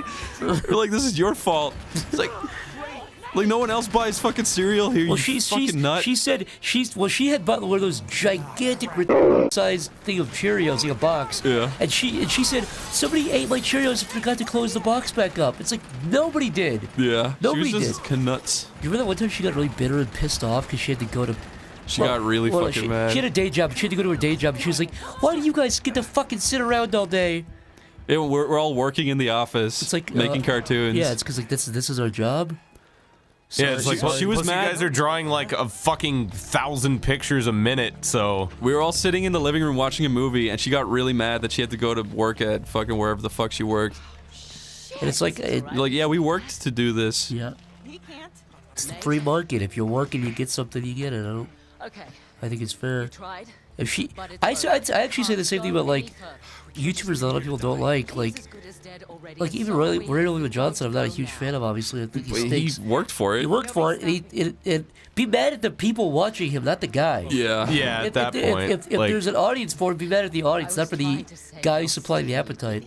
Fucking, can we tell the one story about one time we went to a party and her brother was there and we were all watching the TV like whenever we what were we watching? We were watching Babies Falling Over compilation on YouTube, and the brother walks in and he goes, "What are you watching?" We were like, "Babies Falling Over. Take a seat." And he sat down and he got really fucking mad. And he was like, "Give me the controller." Yeah, he's like, "Give me the controller. I'm sick of this shit." And we were just like, everyone else is having fun, but okay. And we gave him the controller and he put on Honest Trailers, and then nobody was like laughing, and everyone just started talking over it. And he got mad. He stood up. Did he look like this? Did he have half of his face burned off? Nah, he looked normal. It's time to put on Honest Trailers. No, Lyle. He really hated Babies Falling Over. He really hated Babies Falling Over, and he walks out of the room. This is him with the remote. So he walks back in, and we're all watching a really, really gory horror movie. I don't remember what it was. And there's someone on TV getting stabbed in the stomach over and over. And he walks in, he goes, what the hell is this? And then Zach turns around and goes, Sonic goes to the real world, dude. And then I went like that, and he looks at me, and he's like, "Yo, Chris, just so you know," and he looked over at a girl. He's like, a girl, by the way, he tried to hit on. He tried hitting on her. He tried actually bringing her into the woods to hit on her. Yeah. He goes, "I would never hit her, but I would lay into you." And I was just like, "What?" He's like, I would never hit her, but I'd lay into you." I'm like, "Okay." And then he walked away. And he walked away all flustered. It was the weirdest fucking encounter. It was so fucking weird. It was just genuinely bizarre. Everybody walked out like, did that just happen? Did he just punch you? Everyone tried ignoring it because it was so weird. It didn't make any sense logically. I kept saying like, did that wait? So I was like, I heard everything just happened, but you're telling me I said Sonic goes to the real world, and this guy said he would not punch a girl, but he would punch Chris, and he left. That was the sequence of events. He should have said that to you for making fun of him. If anything, yeah. It made no fucking sense. He was just mad at me for some reason. It was because I put on Babies Falling Over. It must have fucking infuriated him. Do you think he was like stewing on that until he like came back into the room? I think he was really angry because the girl kept turning him down over and over. Yeah, he was definitely like blue-balled. Oh, I think you were sitting next to this girl. Not like that kind of way, but you were just sitting next to her. Oh my god, yeah. I think that was it. Yeah, what a fucking idiot. He was also bragging. He was like, "Yeah, gonna make a bunch of money by selling a bunch of games to GameStop." Yeah, GameStop, whatever the fuck it was. But he was like bragging he was gonna sell $30 worth of games. I also think it took him months to find a job, and then he got fired after one day. Oh, here's a good way to end this story. Well. So the other roommate, we were talking about the girl, his sister, the first girl with the mod story, she was living at our place paying like half rent. Yeah. And then he moved in without anybody consenting and got a whole room to himself and paid half of her rent. Yeah, it made no fucking sense. So they were both paying like a quarter rent. And it took him like 3 months to get a job. And he finally got a job. He worked at Starbucks and he got fired like almost immediately. And then when everyone made him move out, they found a box of pubes under his bed. Yeah, he would like cut his fucking hair. Wait, a box of pubes? He had a sweet little wooden box with beautiful carvings, and inside of it was his pubes. like a cigar box of pubes? Yeah, it had rare jewels embedded into it. It had green gems. Flawless emeralds and rubies. On a bedrock of pubes. That's beautiful. That's a beautiful thing. That's a horrible mental image, but it's a beautiful thing. They were horrible people. Did I ever tell you about that time me and Jack O'Carroll were walking down Wexford? No, you know where the Wexford Creamery is? Yeah. We were walking on this big-ass busy street near there, and we came across these ducks, and we were recording it. We were like, "Look at all the little baby ducks!" And then we noticed that they were all starting to run onto the road. And we were all like, "Oh no!" So we started trying to gather them up. So Jack was like, "You go this way, and I'll go this way," and we're just like trying to gather these little baby ducks. And I got my side, and I put them all back onto the safety of the sidewalk, onto the road. And I was like, "Wow, I did it! I did something good." I just heard Jack go, "Chris!" I look over and there's just this like red spot on the road with a little tiny duck foot sticking out of it. Oh my fucking god! Like evaporated. I felt so bad. Earlier I was playing PUBG and I was playing with a friend and we were trying. Oh shit! Here, you do this level. This is another mindfuck level. You live though. Anyway, I was playing PUBG with my friend and we had to play with an extra 2 other people that we didn't know because we were playing the test server and it forces you onto a team if you don't have a full team of 4, right? Okay. So we kept getting 2 random people each time. So then after a while we just got bored and we started fucking with the people. But in the first one, we were talking to the guy and he was like really like, he just sounded like a 40-year-old dude. And he was just like, hey guys, where are we dropping? And I was just like, I don't know. But then I was just like, you know, if you're diving in the parachute and you push P, you can pee yourself and drop what you pee. And it wasn't funny. And then he was like, oh, okay. And then when we were landing, I kept saying stupid shit like that. And then I ran up to him with a scope and he already had a scope. And I was like, hey man, you want to share the scope? We can take turns. I can use it for every 5 minutes and trade it with you. And he's like, no.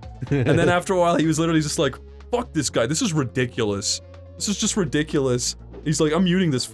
And then I walked up to them holding like a Molotov grenade and he shot me to death. Oh my god. He's like, I'm not in the mood for this, man. Oh. And then my friend shot him and killed him. That's a good story. No, it's not. That's a sad story. Nothing good came from it. Chris got a few yucks. What were they? It's just a guy who didn't want to have fun. That's the worst thing to see. Yeah, but it's fun because he didn't want to have fun. He annoyed him. Wait. Do we have little goodies in a little? I mean, you can't use them in the middle of the level. No, I'm saying, do we have goodies in the loot crate on the big world? We have a mushroom. We have a gamer mushroom. Use code gamer mushroom to get 15% off your. Oh fuck! Ooh. Whoa! Take gamer mushroom. Thank you, thanks, man. Thank you. That's the power of loot crate. That's what happens when you get your new loot crate. Did I ever tell you guys about my fucking loot crate story? No. I didn't sign anything, so I'm allowed to talk about it. What happened?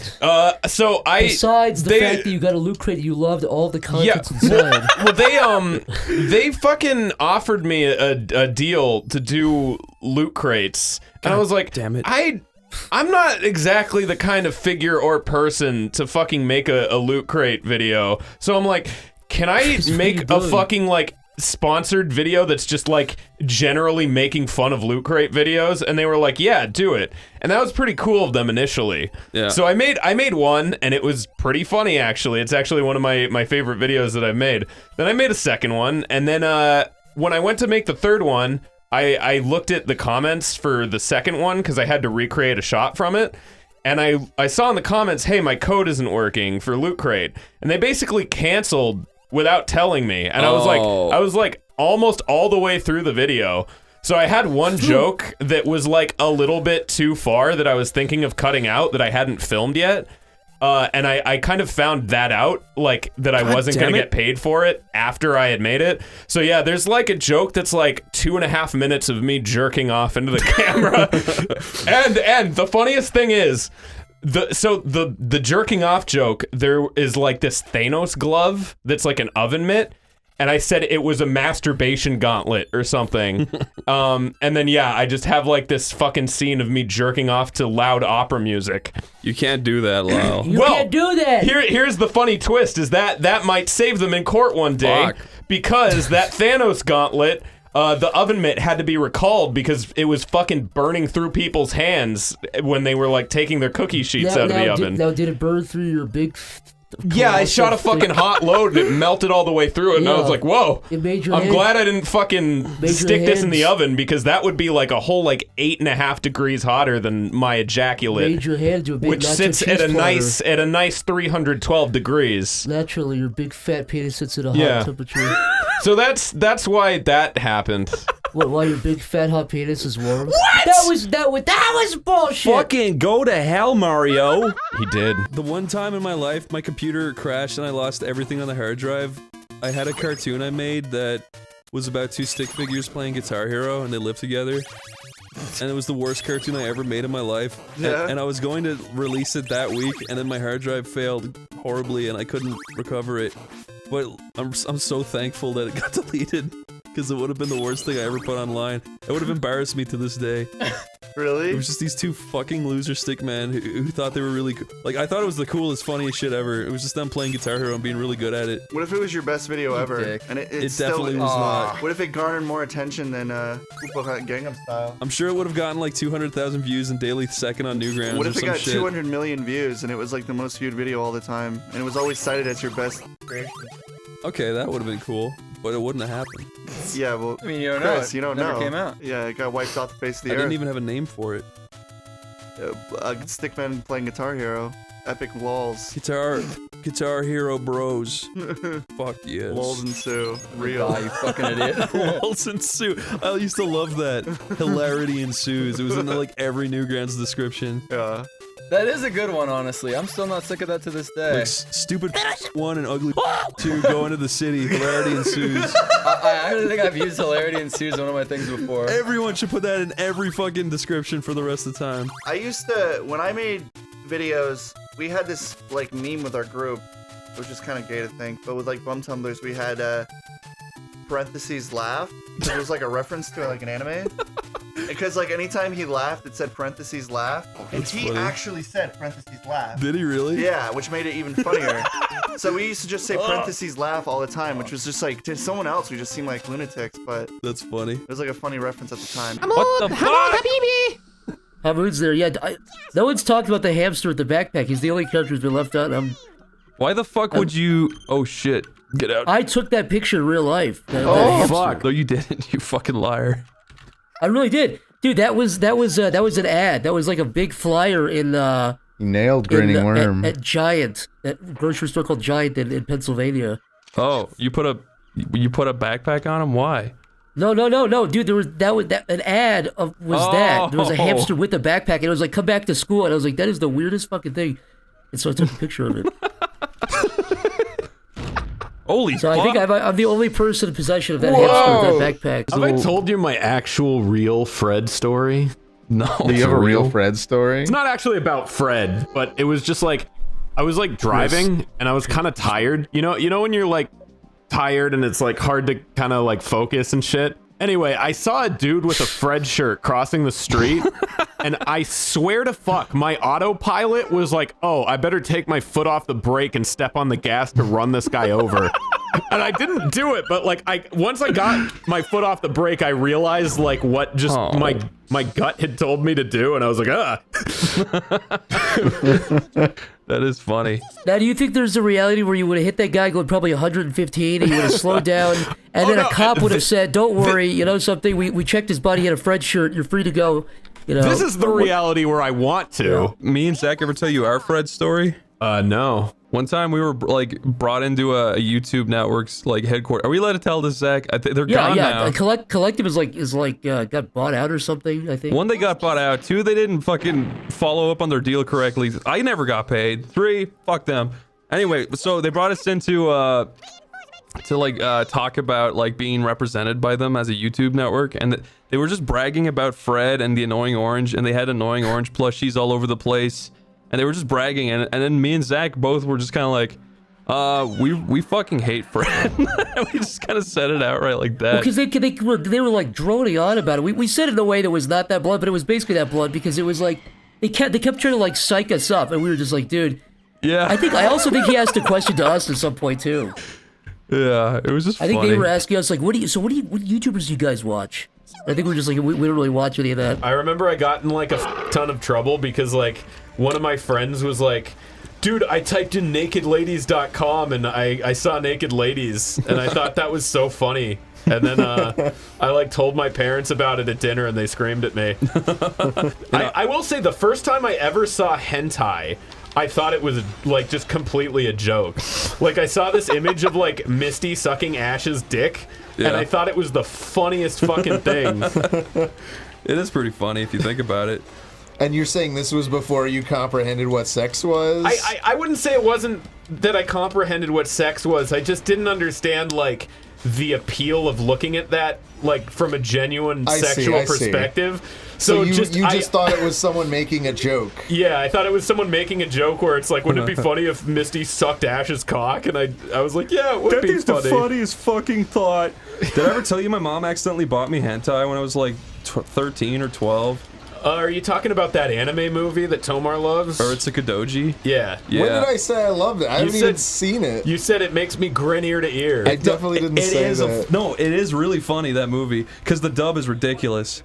But my mom bought that for me because it had a big cool monster on the cover, and she was like, Chris loves big cool monsters. Did she ever find out about that? Nah, but I think they watch every few videos on here, so she'll find out now. One day she'll realize the mistake that she made. I love you, Mom. We know you didn't mean it. I know you would didn't she mean be it, but good we had humored if like you told her that, or would yeah, she get would. mad? Okay. By now, I'd imagine she would be. I don't think she knows what hentai is. I had a dude that was running around fucking catfishing people Oh, as me yeah. with like a that. shitty microphone, and he sounded about like your impression of me. You gotta like do like this thing. Yeah, it was very like he did a voice kind of like this, and he had like a shitty mic, and he like. Wasn't this like a 2-year-long con? Yeah, this guy did it for a while.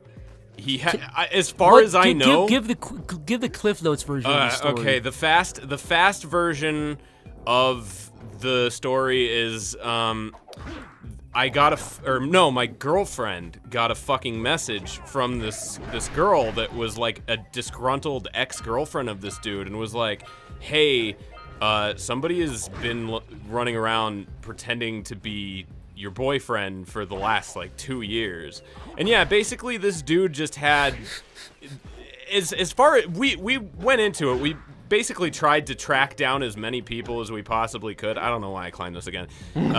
We tried to track down as many people as we possibly could who had interacted with this guy to kind of get like a scope of what he had done, because obviously you hear from somebody that you thought they were dating this person that there's somebody catfishing as you. It's like, oh fuck, like what if this guy is like talking to girls and like getting nudes out of people and shit like that. So obviously we had to kind of, those are your nudes. Yeah. Those belong to you. Yeah, I have a right to them. But no, Yeah. obviously you're fucking paranoid because you're like, shit, what is this person fucking doing? So yeah, it seems like he was only kind of catfishing as me to like a small group of people. Like, yeah, he seemed to only have one friend group that he was kind of when you're like a content boy or you have fans, there's kind of an unbalanced power dynamic. So if anybody ever questioned him, he'd just kind of kick them out of the group. So yeah, basically this fucking dude he had a shit microphone and he was like catfishing as me for like 2 years. And It's kind of stupid they believed him as well, though. yeah, well, like I said, they actually, there was running jokes about how he wasn't me and shit like that, and I think most of them kind of knew it. Did he resemble you a little bit? No, not even a bit. We got, I don't know how much I want to admit to, but let's just say we creeped this guy pretty hard, and we managed to, not publicly obviously, but we managed to pretty thoroughly dox him. We found pictures of him. We found his family. Because obviously, not to like get him or play anything. scary music behind this part. Yeah, we fucking. We got his we family. needed to really know we got his little brother. We needed to know what this fucking dude.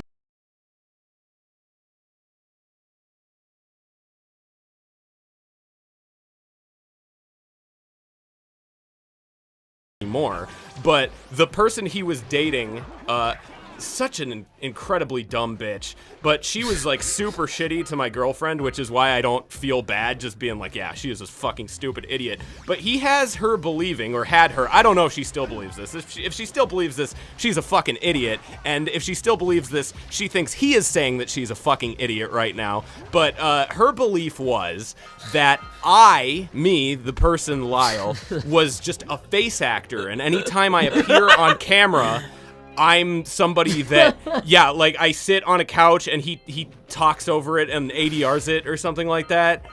What's your real voice then? What's this person's? What's this actor? I have no idea. Dude, I also have no idea why she would. Lyle, McDouchebag. I have no idea why she would think that after this whole dispute happened that I would still be fucking working with this dude at the same time trying to go through his old friend group and discredit him. I don't know. This guy? I think he was like 19. He seemed like he was kind of fresh out of high school or something. Babies R But Us. the funniest shit is he was like, when he got caught on it, he was like, "Oh, I have a split personality disorder, and I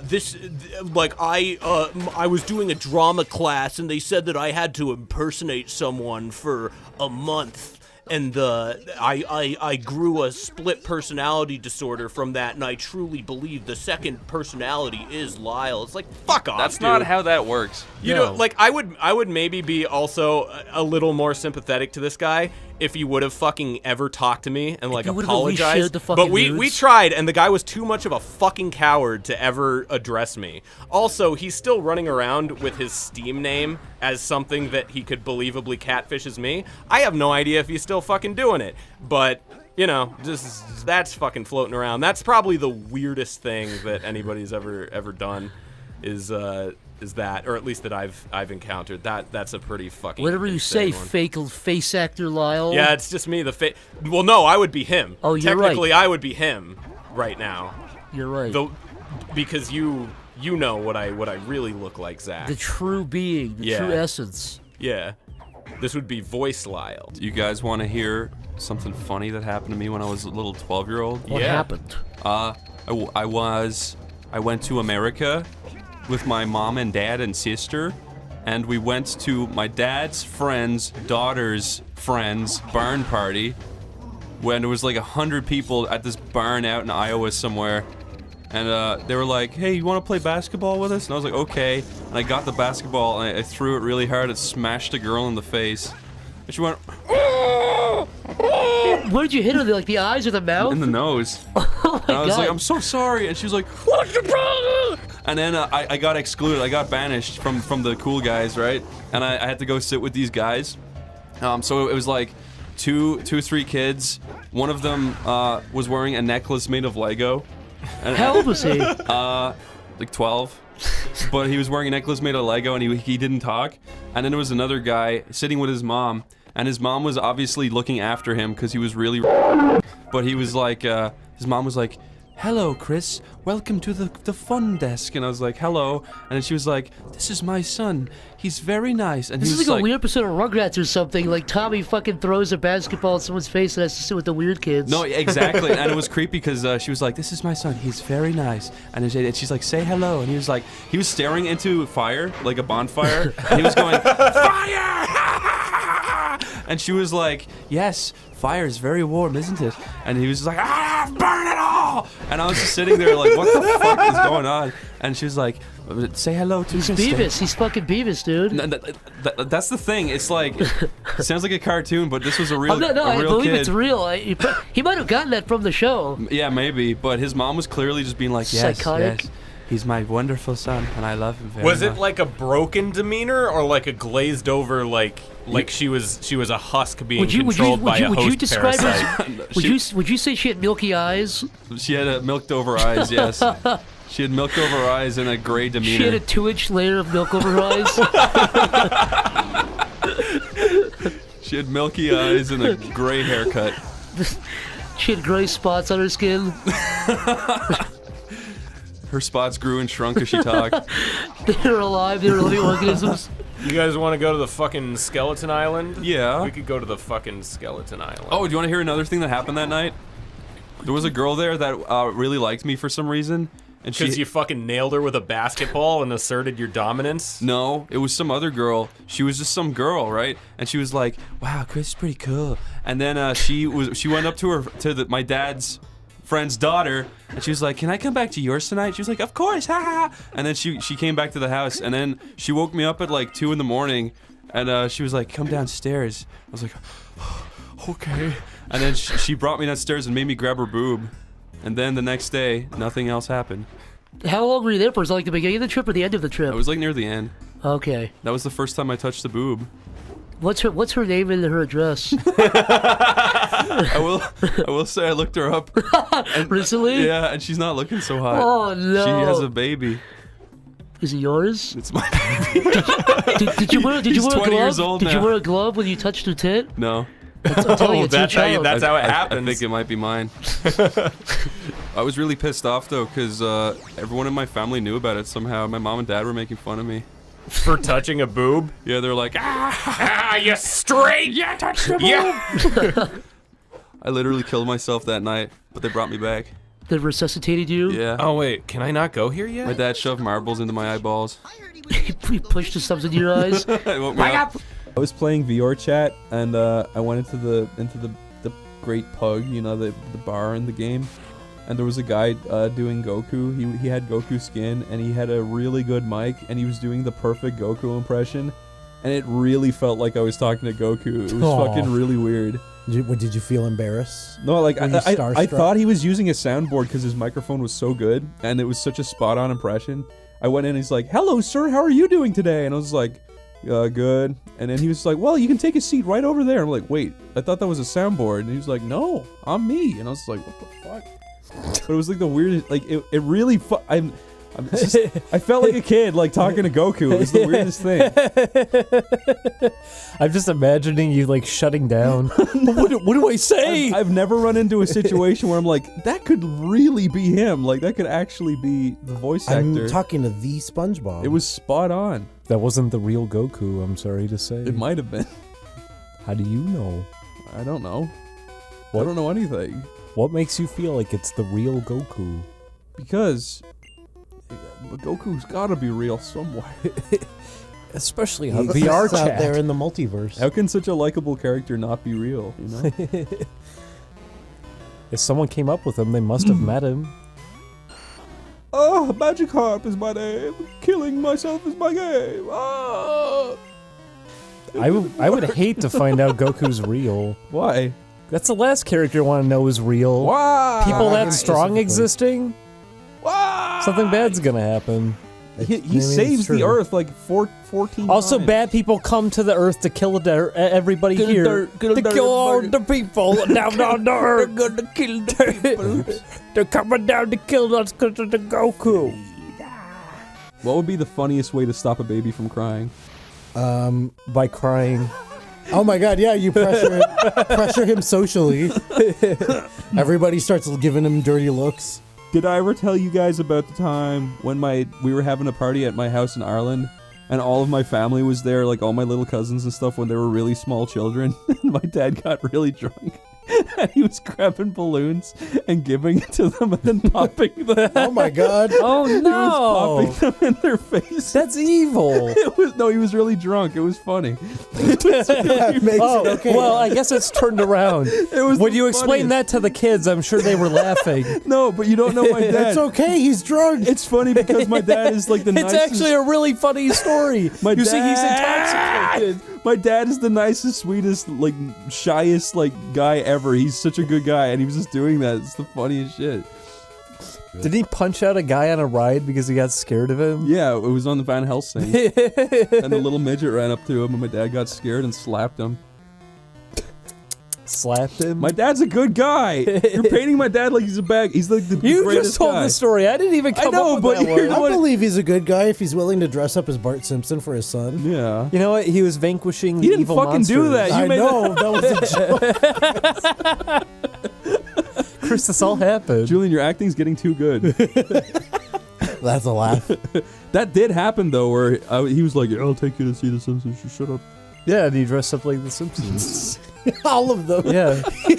He did a whole routine. He where edited a short film He had to together. run out of the room to It was like the change. Nutty Professor. He had to play every Simpsons family member.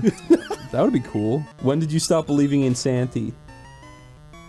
Let me guess. I never believed Santa. I'm too smart. I would imagine the first time I saw my parents. Really? Yeah.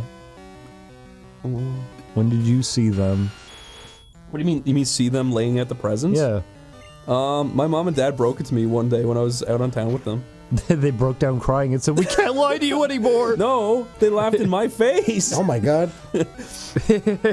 No, what? Did they rub it in? Like, ha ha, your No. hopes and dreams are gone. It was me, my mom, and my sister, and we were out shopping. My sister said something about Santa not being real, and then I said, "Wait, what?"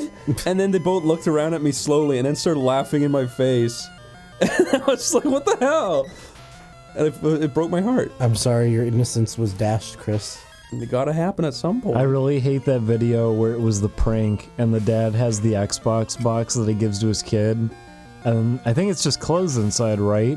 That's not funny. They do that to screw with him. And he just starts crying and they're like, I remember "Oh, that one. he's crying!" crying. It's like, what the fuck? Yeah, don't fuck with the kid. Yeah, I've never found that kind of shit funny. I think it was for Christmas too, right? Yeah. That one's awful. I hate that one. Ugh. The worst thing to get a little boy on Christmas is fucking clothes. Little boys want Xbox. Get them on damn Xbox. In school, we used to have textbooks for I don't know, math, English, and Irish. And in the English one specifically, there was short stories that were made tell up in the dark. No, they were made up or printed off the internet by the teacher. He would write stories for The Simpsons and shit. What? Where it'd be or did you just mean test questions? No, not even. It was he wrote out his own little Simpsons stories. Now that I think about it, not like I don't know why Homer he did has 3 donuts and Lenny takes 2. No, it wasn't like that. It was literally a short story that we were supposed to study. It was Homer and Marge and Maggie are all in the living room. It was like a memory thing. Oh, did you remember how many fingers she held up? No, that's what it was. A grammar test. That's what it was. We were supposed to find grammar mistakes. Okay. But we used to fucking just be idiots and just cross out words and just replace them. So it'd be Homer fucked Maggie. Homer threw Maggie into the fire. Is that how you came up with the Sixons? No, it's not. It's just literally something that we used to do with everything. We would cross out words in our English books and replace verbs and words so that they were just disgusting porn. And one time the teacher found it and he got really fucking mad and he kicked my friend out of the classroom even though I was the one who did it. Aww. And I felt bad, but I didn't feel bad enough. You know what? I was an asshole, okay? I was a teenager. It's okay. Anyways, hey, he did shitty things to me too. I don't care. Be nice. Be nice. I feel like that's It's good okay, advice. Chris. We're escaping this region now, except I chose teleport by accident! Ah! I don't know if I ever told the story of my friend Sean Kiley when we were he was a new student in my school at the time. This was his first year of in my school. And he came in in the middle of high school essentially. So we were 16 meeting each other. But he came in and we were doing we were doing transition year, which means it's a year off and you don't really have to do much except come into school and just just chill. It was just a year off, but you still have to go to school and do bullshit. But we had art class, and we were all given big wooden boards to lean on for the paper and shit. And he just drew this massive, veiny, hairy cock on it with a huge permanent marker. It was super thick outlines. There's no way he'd be able to cross it out or rub it out or anything. He just drew this fucking gigantic cock on it, and everyone was laughing at it because it was so funny looking. That would be funny, especially in permanent marker. But I don't know what he was expecting because we all left the class. He flipped the board over so the teacher wouldn't see, right? Until it was too late. But then we were all in Were you there when the teacher saw? No. Okay. No, we were all in our hub classroom where we have to go and sit and eat lunch or whatever. Sure. And the big, tall, scary teacher walked in who taught Irish. And he was pretty much the disciplinary teacher because he was old and scary. Yeah. And he walked in and he was like, "So we have a bunch of artists here, do we?" And we were just like, "Yes, sir." He's like, "So I'm going to be I'm gonna be calling." You thought he was complimenting you? No, yeah, exactly. He's like, "I'm gonna be calling you all out individually, and we're going to be lining you up outside, and I'm going to ask you one by one who did it, and you know what it is." And we're just like, "Oh fuck." So every single person was getting lined up, and the first person he picked was Sean.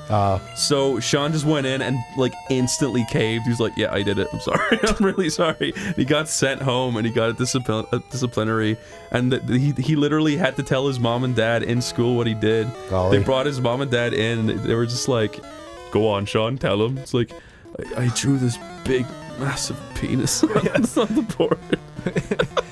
Did he draw it well, or was it it was funny? It average, just kind of oh, they it don't was know a how to big draw a dick? nasty cock. It was not pleasant, but it was really funny because Sean's art looks funny. It's just silly. Yeah. So it looked like a big deformed cock, but it was great. I wish I had That's a fun good story. school stories because everything in our school system when I was younger was just a mess. No, my school experience was mostly terrible. I've never been so miserable in my whole life as waking up for school. I hated it. I've been recently thinking back to a lot of it and how I'm kind of surprised by it. For example, They had keyloggers on the computers. That was their security system that they used at our high school. That's they not were good. keylogging No, it's everyone, and it was automatically taking screenshots. I found out about it because it was in the C drive, and you could access it through the browser. Wow. And they were taking screenshots of everyone's computer for like every 5 minutes. Yeah. It was tracking every keystroke you made.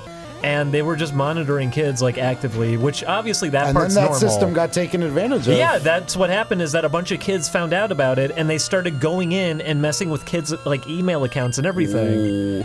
And the fact that they had a keylogger running already, like, Yeah, that's probably why they illegal. suspended the That kids. is illegal, yeah. Because, yeah, that's not a legal thing to do, but they did it anyways. We had lots of stuff like that always happening at our school. Like, it just didn't function. Letting kids have access to computers in school is kind of a bad idea.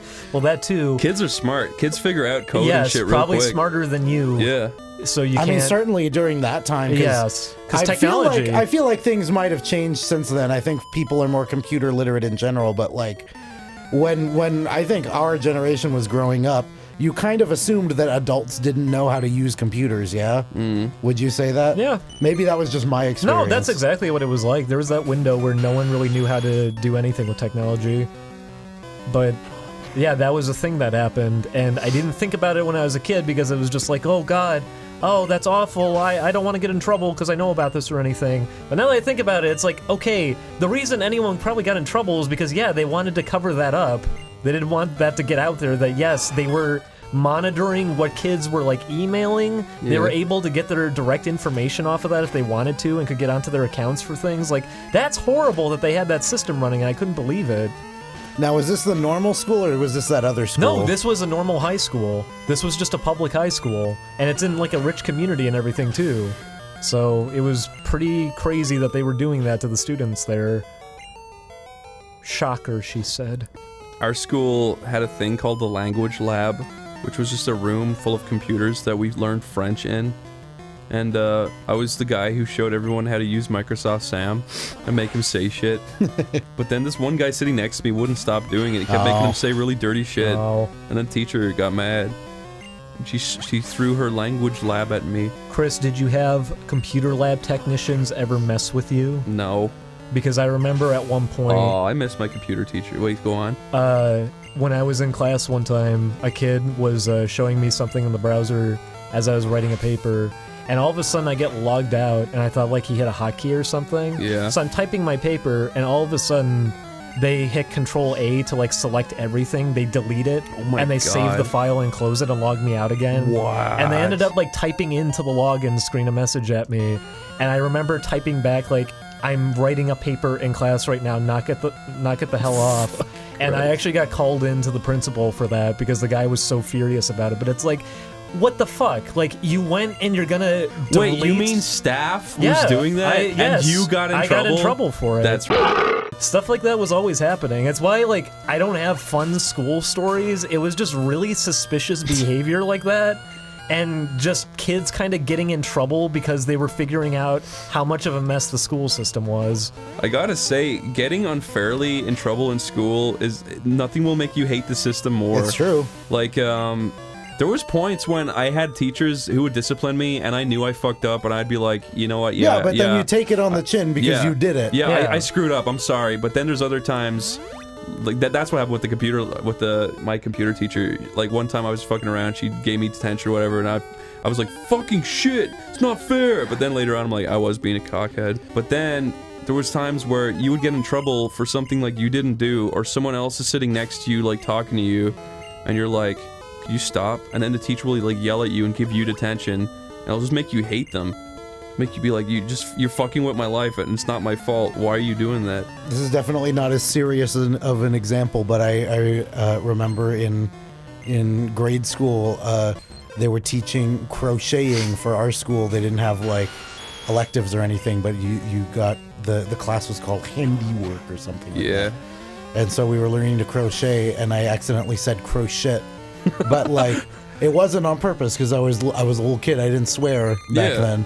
And the teacher was furious with me, and I still got in trouble for it. I couldn't convince her that I didn't do it. I had the same thing happen, and I got kept at school the entire day to the point that my mom even showed up. and was saying like he's coming home with me. He's not staying here for this because they thought they heard me say a swear in the hallway that I didn't say, and I didn't even know why I was in trouble.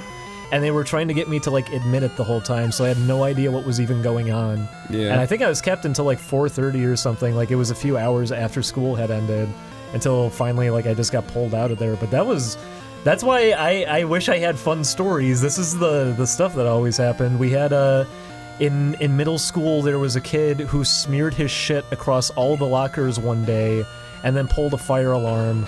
Because he was about to get in trouble, the whole school got called together in like the auditorium about it. Oh, you told me that before. Yeah, and then he pulled the fire alarm, so everyone just left. But stuff like that was always happening. Like everybody there, it just felt like it was just constant chaos. I had a guy in my school who pissed his pants just because someone told him to. They're like, "You should piss yourself," and he was like, "Okay," and he did it. Well, he was a real funny guy. He was also the same guy who wrote his name on the toilet with shit. I mean, kids would do dumb stuff like that too. Yeah. Just because it's like, yeah, it's funny. Well, this music to that visual is hilarious. What, him smearing his shit around with really upbeat music? And then that is the shit falling back in the toilet. That's the teacher catching him and he's running away. And that's teacher grabbing him by the neck. That's them screaming at him. Punching him on the head. And now the teacher wins. The child's been knocked out. No, he's back. What was the most trouble someone at your school got in? My friend, my best friend for the first 3 years, he used to get in trouble every day. He, like, I don't know, like, you know what, I also had 3 people in my class, all called Steven, and they were the worst in the class. They were the ones always getting in trouble. And one of them, he was the science teacher for my first year. He was so mean to one of those Stevens, and like the Steven was actually like a nice guy, but he just got in trouble a lot. But the teacher was so brutally mean to him that one time he started shaking and his face turned like blood red, like really dark red, and the teacher was like making fun of him while this was happening. And then I think Steven said something along the lines of, "I hope your house burns to the ground," or something like that. And I shit you not, that year his house burned to the ground. Oh my god. Yeah. I wonder if he did it. No, he didn't do it. It was because the teacher was an alcoholic. Oh. And he just like fell asleep with the oven on or something. There is justice sometimes. I remember a bunch of kids in class thought it was really funny to hold your breath until you passed out, so the one did it. And then when he collapsed, he cracked his head on the radiator and had to go to the hospital. Yeah. I don't know like why. Literally cracked his head? Yes, like it actually, his skull got cracked open and he ended up getting pulled out and got sent to the hospital. I don't know why you would do something like that.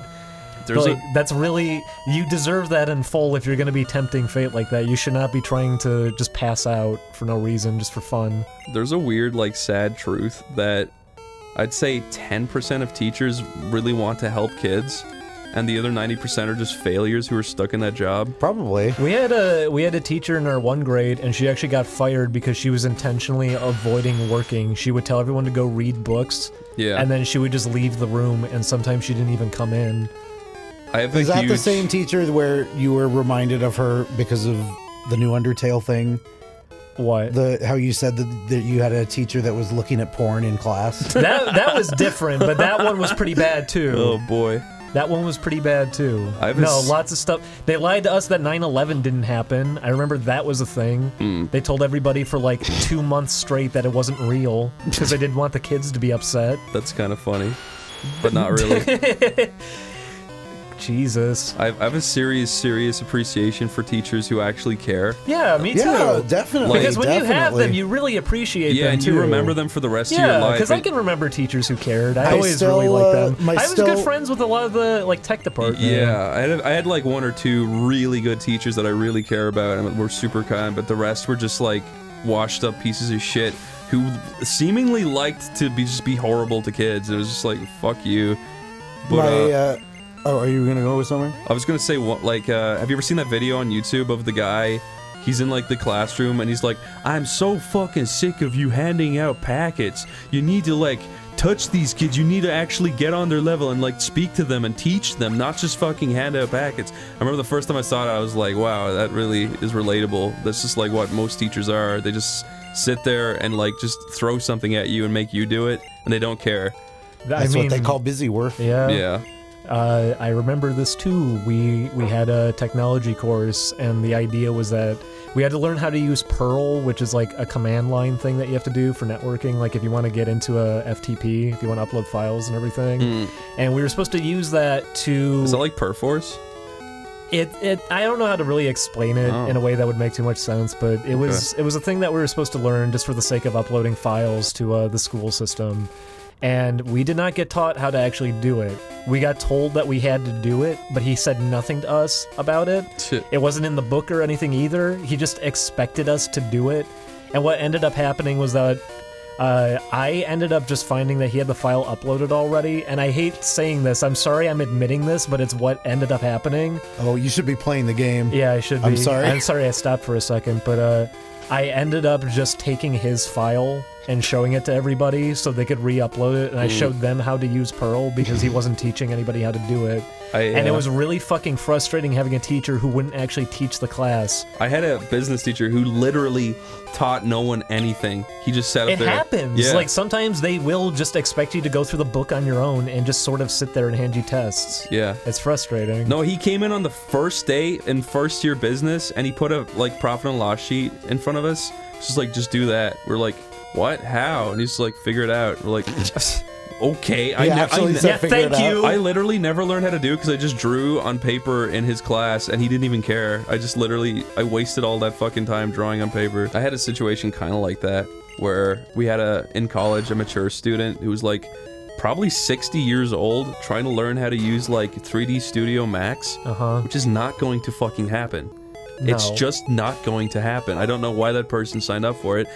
And, but at the time, I thought the old lady was nice. And, the teacher was like, can you show her how to do something? I'm like, sure. I just sat down trying to show her how to do it, and she started screaming at me and getting really mad.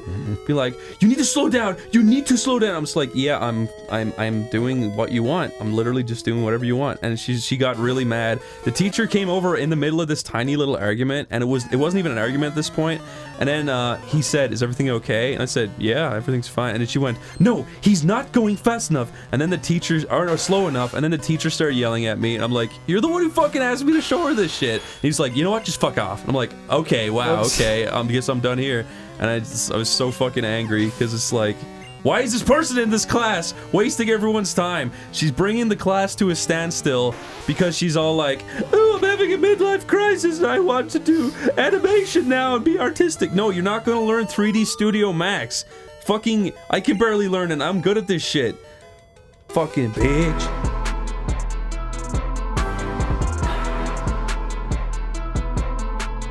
I love and snack. The fact you didn't get those 3 bananas made my heart fucking skip a beat. It's because if you eat too much bananas... Oh my god, there's a smaller snake on the bottom, I just noticed that. Yeah, no, that's my extra guy. That's his extra dude.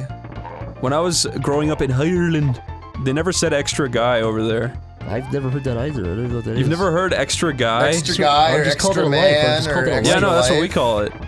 I mean, I call it mostly a life, But American, I don't know. Yeah, I've heard people say guy a lot. Is that an American thing? What is that? Extra guy? Yeah. It's because, like, a lot of games have the little picture of, like, the man Chris. to like, in the corner to represent how many lives you have. Hey. Yeah, what do you just call that? Like a life? You got a life? You know, a life or an extra life, I think, is the most common terminology, but definitely growing up, I was in all sorts of different places where they had weird words for You were stuff. born 1995, Did right? you know people who called their Nintendo controllers paddles? Because I did. Really? Yeah, and I knew people who called the little Koopas ducks. I'm not making this You grew up in a up. fucking fantasy land, a made-up land. I went to a friend's house and they had the original Mario Brothers, like the one where it's like in the pipes. You know what I'm talking about? Yeah, like yeah. Like the one that they brought back in Mario 3 is like the battle mode. They had that, and they called the little Koopas ducks. Really? And I'm just like, I think those are turtles. That's just actually completely wrong, though. They're just like, but look, they have little duck bills. I'm like, no, turtles also have beaks. That looks nothing like a duck. Fucking asshole. There was these two kids. There was a brother and a sister, and they insisted they were ducks. And like, I just Last life. They were like, if you. I feel like there was this confrontation where they're like, they're ducks, or you can't play anymore. And I'm just like, fine, they're ducks. Did you ever punch that person in the fucking lip? I don't know, but I don't think I ever hung out at those kids' house again. Dude, I was walking, this is not even a great story, but I was just walking. I was walking the end. I was walking, I saw a tree on the road, No, I Yeah. I was walking into my apartment, and I saw like it was like 2 a.m. And I saw a guy with like his girlfriend or whatever outside, and he was like grabbing her face, like not assaulting her, but he's like grabbing her face, like very like by the cheeks basically. And he was like, "Don't talk down to me ever again." I was like, "Oh my God!" I almost called the cops. And I just went inside and I ate my chicken. And then that was it. That's a great story. Am I a bad person for that? The guy was big, by the way. He was a gigantic man who could have killed me. I mean, it sounds like he was being a jerk, but it doesn't sound like you observed anything. She didn't have any black eyes. You just reminded me of that video, man slaps soul out of woman on Subway. You sound stupid! Dirty bitch! You sound dirty! Homie! Have you ever had like a nightmare, or have you ever heard people describe nightmares where they're like, I had a dream for like 12 hours of my entire sleep, and it just was the same thing? No, that's happened to me a few times. Can you imagine if the hook guy was your dream that for would like fucking suck. 8 hours? I had I remember when I was younger, I used to have really long, fucking hour-long dreams where I could remember every detail. And then you wake up and you're like, that fucking exhausts me just to even think about what. Have you ever had a dream that traumatized you? Like actually fucked. Like I'm not kidding. That's like half the dreams I have. Where I feel like my life is ruined by like the end of most of my dreams, and dude, and the relief I'm supposed to get from waking up is not enough to counteract how crappy I feel from the dream. I think the worst dream I've ever had in my life was like 6 or 7 months ago, and it's the most realistic dream I've ever had. It wasn't funny. It wasn't like, oh, and then I woke up and I was at a Walmart, and then I teleported to my high school. It was I got cancer in the dream, and it played out fucking. Not like it was a dream at all. And I knew it was fucking, but I woke up, the whole dream was like half my night. And I woke up and I felt weird for like 2 days after that. Yeah. Because it was so real. I was like, oh my God. Like I was saying goodbye to my family in the dream. It actually traumatized me. It changed my brain chemistry. I don't know what happened. I usually have fun, silly dreams where I'm like, oh, I can't find my classroom in high school. And then I had a hyper. Those dreams you're talking about, those aren't fun. Like to me, those are the most stressful dreams. Yeah. I mean, but you really, when you wake up, that dream that I'm talking about, I woke up and I was maybe more stressed out. I was like, oh my God. It's very delicious. Remember when the girl pretended to cry because she's getting ice cream, but she wanted a cookie. Well, what? I guess it touched me. You got hit by the pixel boulder. I think we discussed that little girl already. Did we? What little girl? There was one that was screaming and crying, pretending to cry when we were at Disneyland. Did you hit her? Yeah, we threw her out. Were you pulling on her hair when you were on Splash Mountain? Yeah. The fake snow killed her. Shade at all? Daddy, I don't feel good. He says, that's okay, Wambo. This is why I brought you here. I have to put you down. No. Don't eat it! Nobody will suspect me. I remember even in grade school, I think I brought this up already, but there was a poster in one of the classrooms and it said, "Sticks and stones may break my bones, but words can really hurt me." And I remember being bothered by that even as a kid, thinking to myself, like, that doesn't feel right. Why are you... Isn't the idea to kind of toughen kids up? Why would you have that there? Oh! They're just trying to encourage kids not to do it, not to be mean, but you cannot stop kids from being mean, little horrible. Okay, well, I guess I'm dead now. Yep. Would you say that's the defining characteristic of small children, is that they're just really mean to each other, Chris? Yeah. They're terrible little shits. Look at our comment section. Those are grown Go back adults. To school. Crash Bandicoot. Why did they put 3 dots there? Like because you didn't get all the gems. Like a creepy uncle, right? Dan Cole Morgan. That's what my dad does. I know my dad does too. Whenever he sounds fucking depressed. He types in haha ... Is that a common thing? Because when I was working for a company, that happened all the time too. It makes you sound depressed. You'll ask me back. You'll ask for something for work and they go, okay. ... No, but it's worse when they put 2 dots because then you really can't read what they're trying to do. My fucking uncle's supposed to be a comedian and he's like, my comedy show ... check it out ... Nobody came. Check it out. But yeah, no, that did hit you like twice. Oh, you know what? In one, I have an interesting story. I've said before, but sometimes I'll wake up and I'll like hallucinate something. Yeah. Like as I wake up, And last night I woke up. Great. You woke up the beast, Zach.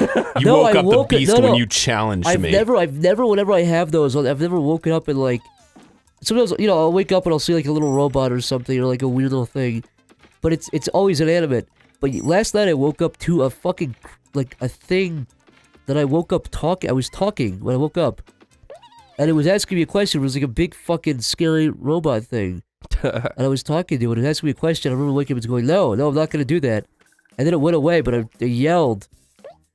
Have you ever, like... That was fucking horrible and haunting. I couldn't get back to sleep. Yeah, that is pretty bad. Imagine waking up talking to something you're actually seeing that vanishes after you're done talking to it. That's what I fucking experienced at like 3 a.m. yesterday. That happens to you all the time. It's always been inanimate though. It's always like I wake up and I'll see something. So it was a robot? It was like a thing with a machine gun. I don't know. It was like a face, scary face right in my face.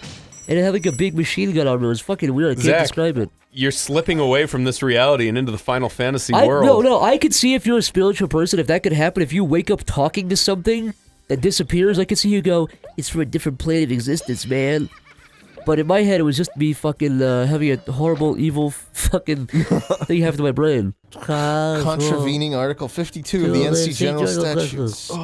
Publicly disrespects and shows contempt for national civils, our military service, and the patriotic soldiers he had once the honor of serving with.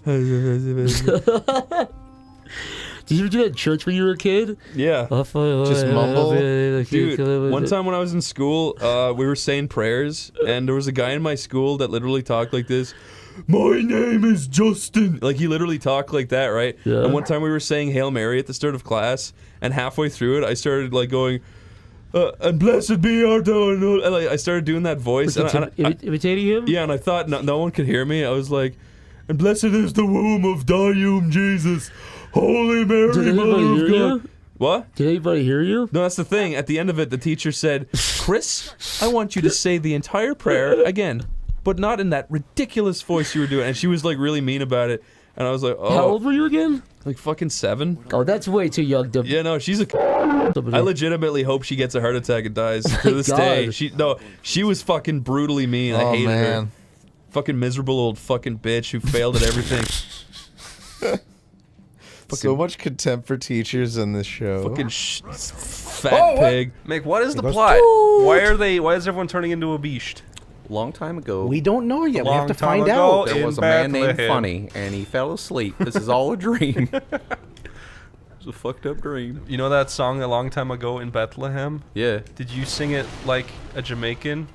Where you're like, a long time ago in Bethlehem. That's what all the kids in my school did. What? Really? Why? Because it rolled off the tongue really good. A long time ago in Bethlehem. That's more Wow. Indian. You went to a very white school. We did. Yeah, he's in Ireland. That's true. Ireland's a very funny place. Hey, Mick, this is our first time seeing each other since the big breakup. Yeah. I'm sorry that mom misses you. Sleepy Cabin's not my mom, Mick. She sits in the kitchen. I'm sorry, Sleepy staring Cabin. at the lonely checkered dining table. I'm sorry, Sleepy Cabin ended because I hit you really hard.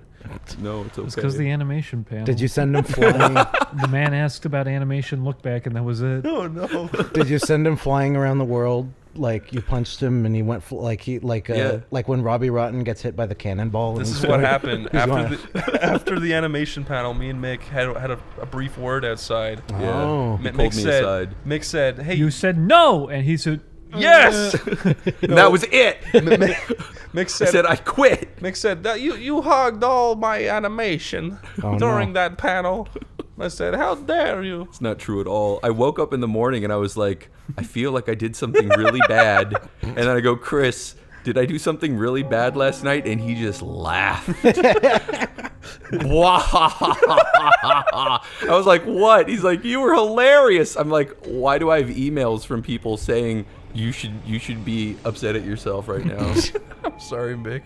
A guy wrote me, a very kind young man wrote and said, we drove like across the country, me and my girlfriend, just because we wanted to see you guys talk and have a positive experience.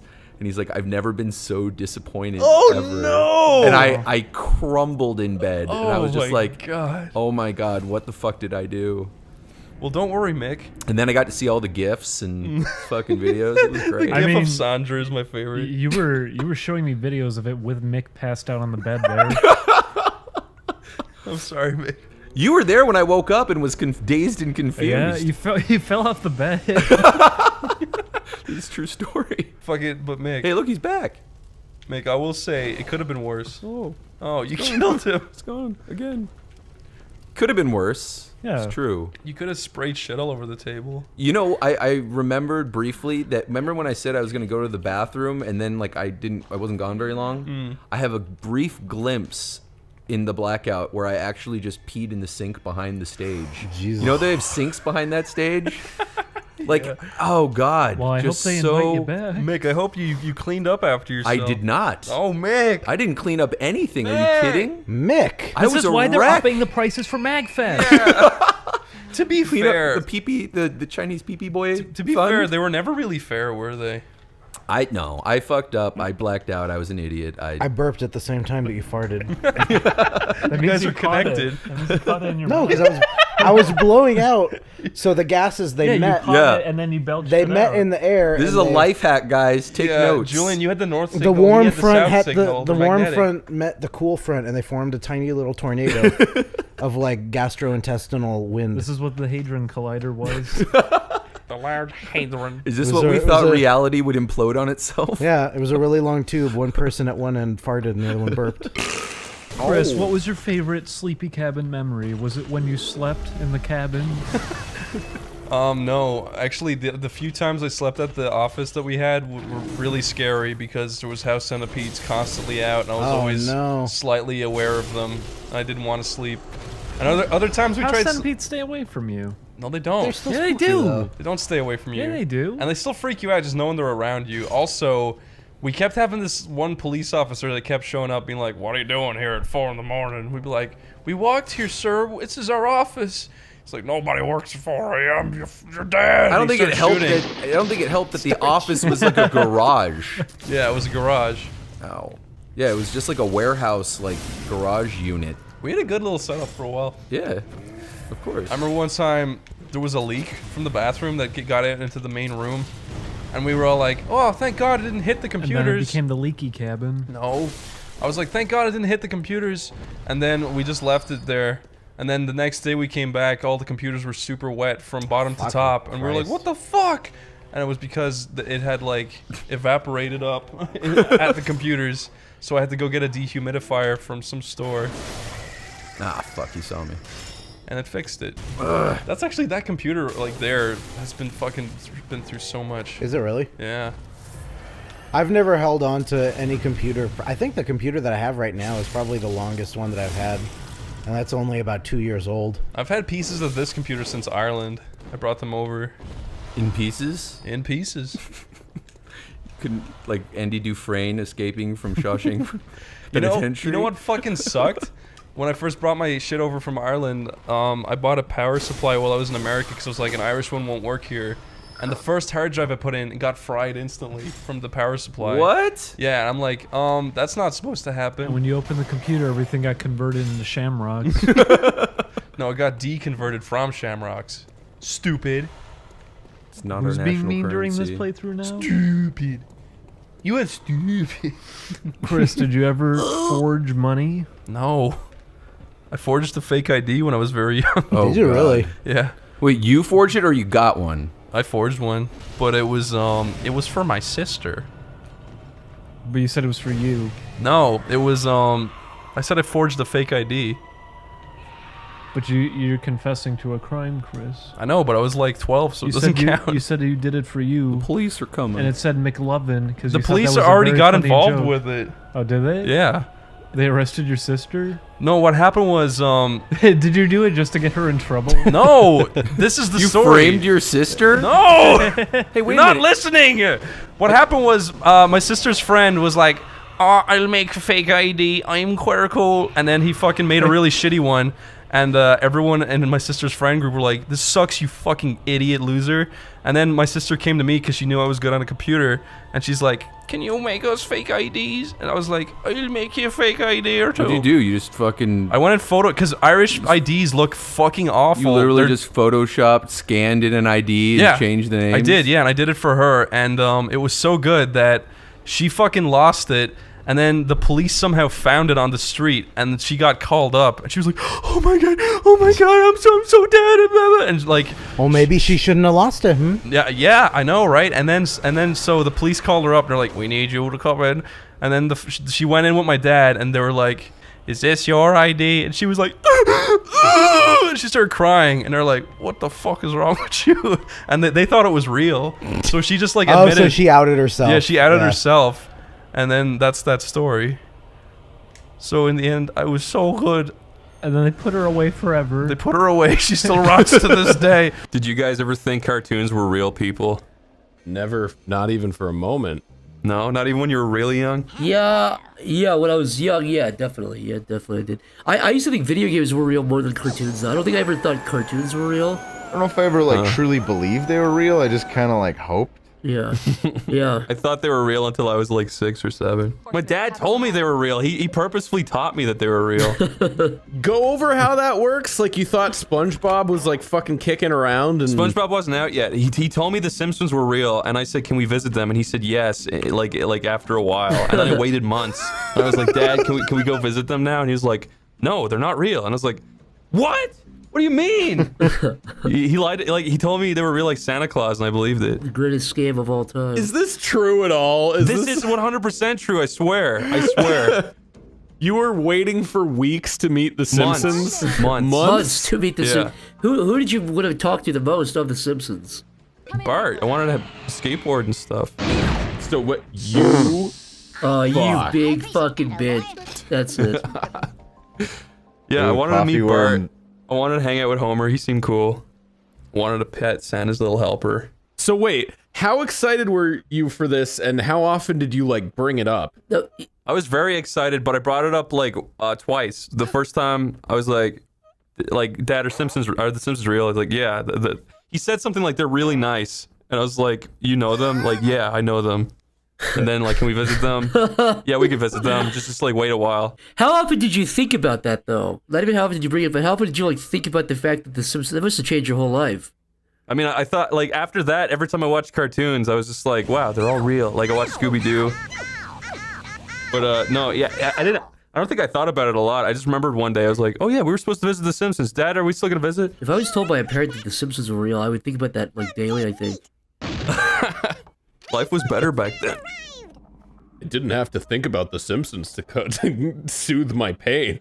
Anything was possible. I remember there was a really like brief 2 years where remember when GTA 4 came out? Yeah. I played it on like my CRT and I was like, "This looks real." And then we got our first HD TV and I was like, "I can't fucking wait to see how this looks." And it looked horrible. And I was like, "Wow, I hate HD TVs. These suck." And I hated them for like 2 whole years. I had exactly the same experience. And also, your parents are my parents. And Is that you guys real? are brothers. Yeah. And you're attached by the feet. We don't look the same. You're Puerto Rican or something. Yeah. Well, you're different to me. We're really, really long congenital twins. We're not the same, dude. Okay, keep telling yourself that. Look at this little fucking gray. I feel like you're allowed to turn once they start going. Oh yeah, right turns. As long as you're making it, yeah. Oh nope, didn't like that. Nope. Okay, then never mind. That's bullshit. I know Shows that how, rule. I went to driver's ed back in 2006. It's been over 10 years. And you never got your license. No, I didn't. Why I not? did. Why did you get your license? Illinois, it's required that you take driver's ed and then take a driving test. Really? You have to do it? Golly. I think it's easier to get one in California. And you need to have a good grade in driver's ed. You can't have beneath, I think, a C. I'm tailgating this fucker. And because I got so nervous driving, I remember my driving instructor handed me my grade because they would get very mad at me how nervous I'd get behind the wheel. And when they handed me my grade, they said, "And may God have mercy on your soul." Did he really? It was the lady. Golly. Oh God. She was very. I'm in the she wrong was very lane. nasty to me. Did I tell you about my mom today? What happened with your mom today? She on Facebook posted she shared a thing that was about Pizzagate, and I'd never in my life heard her talk about Pizzagate or anything like that. So I responded. I said, "Wow, Mom, you're red-pilled now." And then she said, "What does red-pilled mean?" And then I said, "Oh, never mind, you're blue-pilled." And then my uncle liked it. He made fun of her. She doesn't know. He said, "Never mind, you're blue-pilled." It's just some poor Irish woman getting called red-pilled and then blue-pilled. By her own family. By her own blood. Flesh and blood. Oh, I got stung in the eye by a bee, and that's exactly what I saw. That actually sounds horrible and not true. No, it didn't happen. My mom got stung in the eye by a bee. That sounds more believable. She was driving her little fucking moped around back in like 1972. And a wasp flew into her eyeball and stung it. It's terrible. Well, shouldn't have been driving around 1972. Bee stings for much of my life were like the thing I was most scared of. I got stung once in my life by a bee, and I haven't been stung since. There was one time when I was going to camp in Georgia, and I just like, I don't know why I did it, but I like ran off into the woods where the ground was all like swampy and wet. And I must have like walked into like a yellow jacket's nest because I got stung by like 6 or 7 of them on my legs. I'm sorry that happened to you. I was just imagining a tiny Tomar like slopping around in the swamp. That did stung by bees. traumatize me a little bit. Here, Lyle, you do the footsteps in the swamp, and I'll be Tomar. Yeah, bees.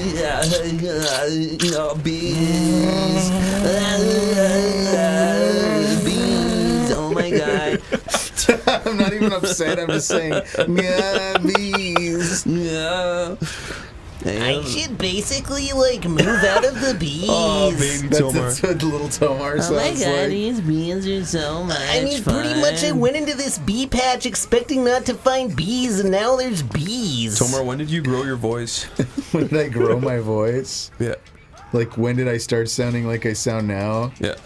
Probably around like 14 or 15. Damn. Oh, so you were one of those early bee eaters. I was definitely an early bloomer when it came to puberty.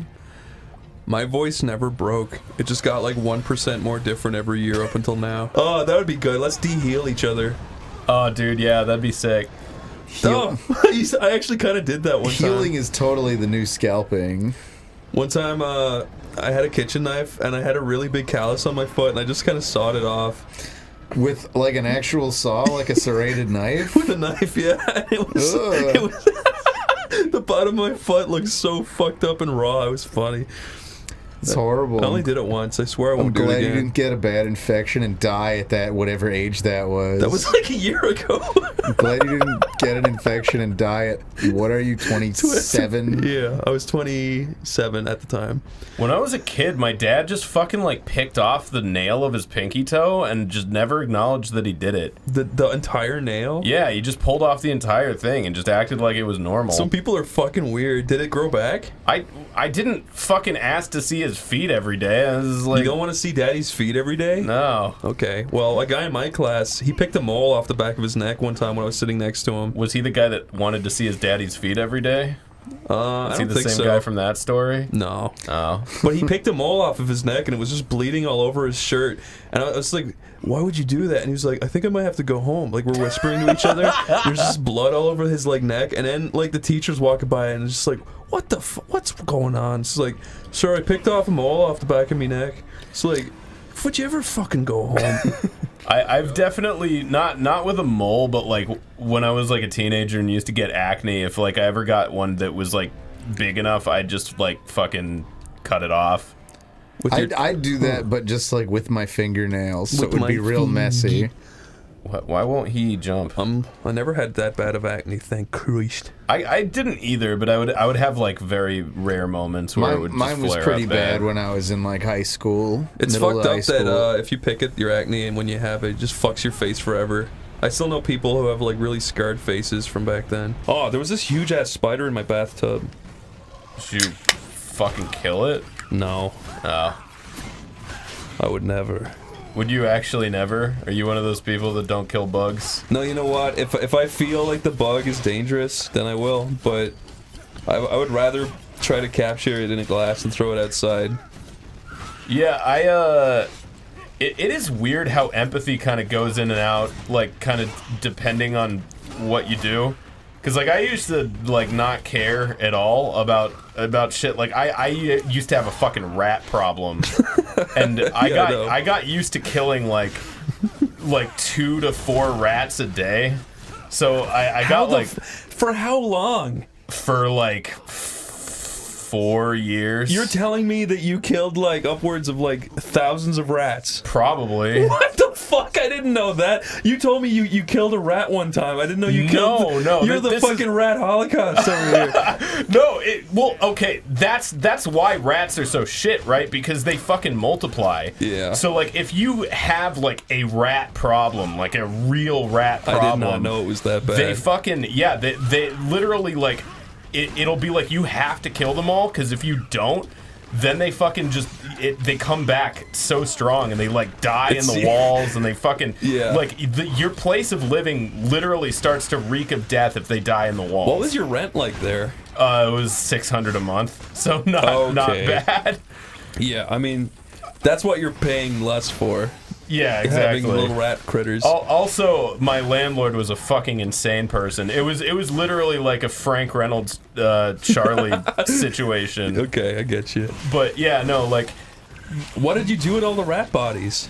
Throw them in the fucking garbage. You just threw them into the garbage. Not like the kitchen garbage, but yeah. I don't know, but my whole thing with that is that like I got so fucking numb. Like the first time I killed one, I was like not happy about it, but eventually you just stop fucking caring. I'd feel horrible. But Monica's like you, where she doesn't like to kill. Well, I think she just straight up doesn't kill bugs. So I've gotten used to like not killing them.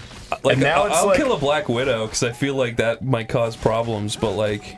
Or I'll kill a bug if I think it's gonna like bite me in the nighttime or whatever. If it was like something actually poisonous like that, I'd probably still fucking kill it. But this spider, I'd never seen anything like it. It was this big, fat, fucking pointy black bastard. So you actually don't know if this thing could kill you? No, but it was big enough where I didn't want to go near it. I was like, I'm scared. Oh, so it wasn't a moral quandary. It was like cowardice. Yeah, it was pure cowardice. Oh, okay.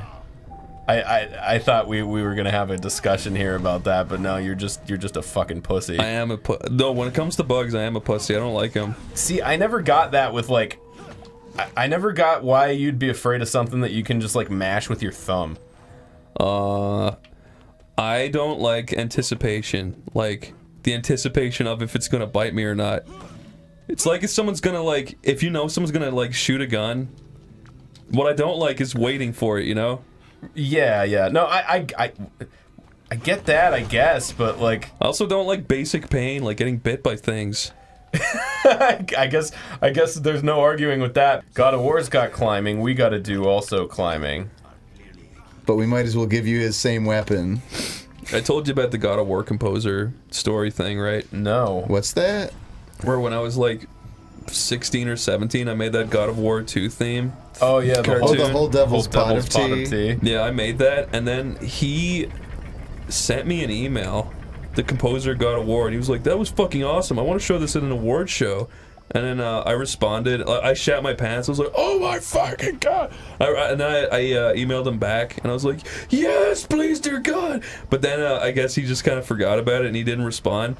And then for days, I was just like, oh, what do I do? And then I literally looked up his number online, and I called him, and he answered, and I was like, hey, I'm the guy who made the God of War 2 theme. And he was just like, oh, hey, man. How are you doing? And I was like, I'm good. And he's like, yeah, well, that awards thing, that they told me that they wouldn't let me use it, but it's really nice to hear from you. And then he just talked to me like really nicely for fucking like 40 minutes straight, and he was the nicest fucking guy ever. Wow. Yeah, he was really cool. Just so you know, there's another company called Yada Games, or Yada Game Studio or something like that actually was founded after our Yada by all counts that I've been able to check in on. Right. But they're somehow associated with some shitty mobile game called like Mafia City. Yeah. And apparently, like, I haven't done a lot of research into this. This is mostly based on a phone call, but it seems like the way they populate a lot of the random avatars in their game is literally just ripping people's actual faces off like Facebook. Yeah.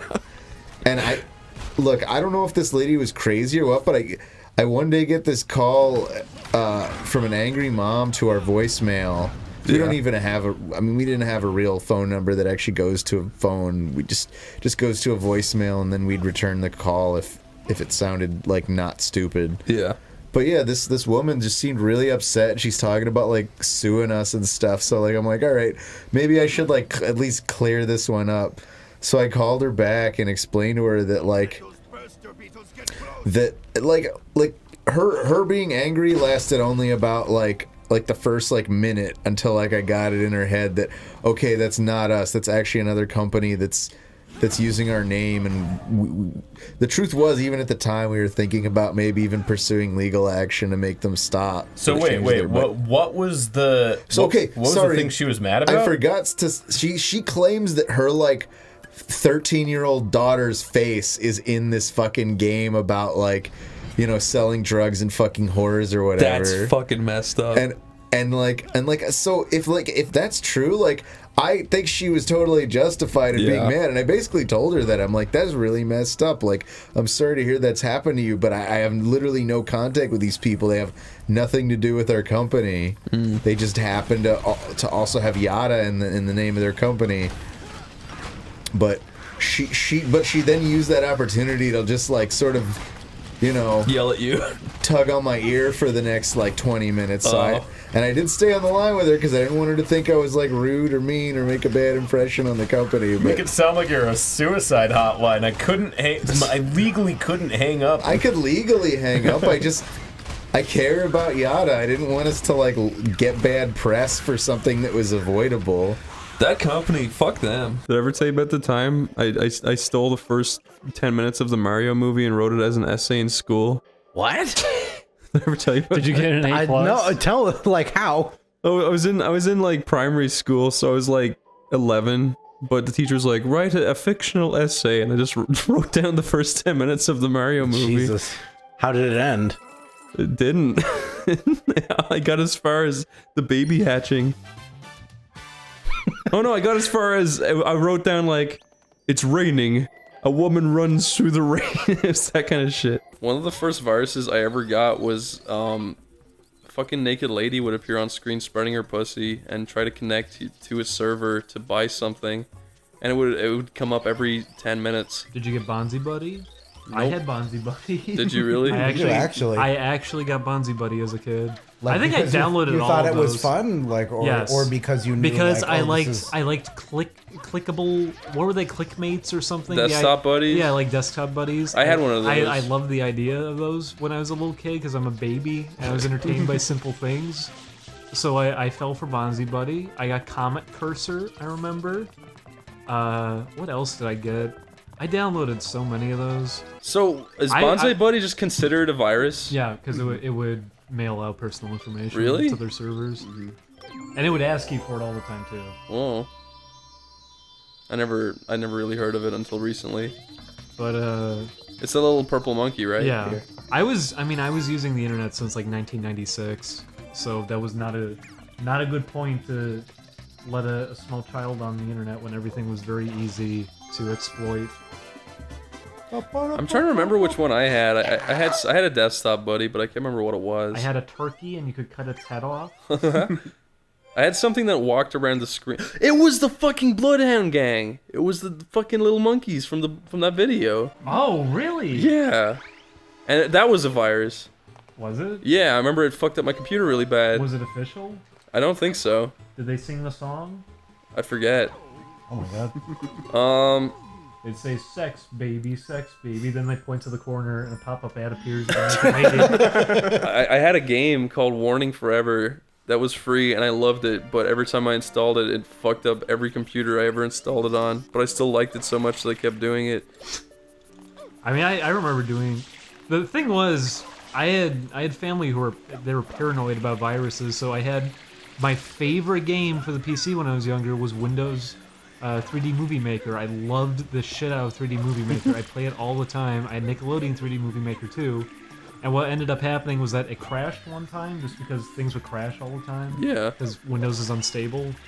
And the error message popped up, and my mom saw it, and she freaked out, saying, "Is that a virus? Is that a virus?" And she ended up throwing the disk out of the game. God. She thought it infected the PC. Oh. Turns out it was because she downloaded a theme for Valentine's Day that had a virus attached to it. I hate it when parents do stupid shit that they think doesn't matter, but really does. Like I remember when my mom gave away my Sega Genesis. My mom used to do that all the time. And I got home. She would blame me. I got home and I was like, "Where's my Sega?" And I'm she's sure like, everybody that was in our age group at that time, that probably happened. Probably had most of your possessions thrown out and everything. No, but she was like, "I traded your Genesis for some toys." I'm like, I fucking love my Genesis, and the toys she traded it for was 2 Mighty Max figure sets. Oh my god. That's what she gave away a Genesis for. She had no fucking idea. Did she not remember how much she spent on the Genesis? Apparently not. And the guy who she gave it to was like, "Dude, your mom's the best." And I was like, "Yeah, fuck you, asshole. You tricked my mom." I just remember friends also like lending each other games and everything, and I fell for that. Yeah. Where they steal your games and never give them back. Oh man, I remember a kid. I got back at somebody for that though. I lent. I tell that story. I did too. Give a lot of people. I remember a guy scratched up one of my games, so I stole one of his games and just snapped it in 2 because I didn't like the game, but he did. What, like immediately in front of him? No, not in front of him. I stole it and just did it, and I left it in the ditch somewhere. In a ditch. You should have let him see it. He never knew that I did or like it. Email him anonymously. I was a little passive aggressive bitch about it. I was like 8 or something though. And she missed your Grandia 2 copy. I never felt good about the whole stealing thing though, because I remember the one time I was tempted to do it was that a kid had crazy bones, and he insisted one of them was really rare, even though no, they fucking weren't. Yeah. It's crazy bones. I think the only thing I ever stole besides that was like a Kinect piece.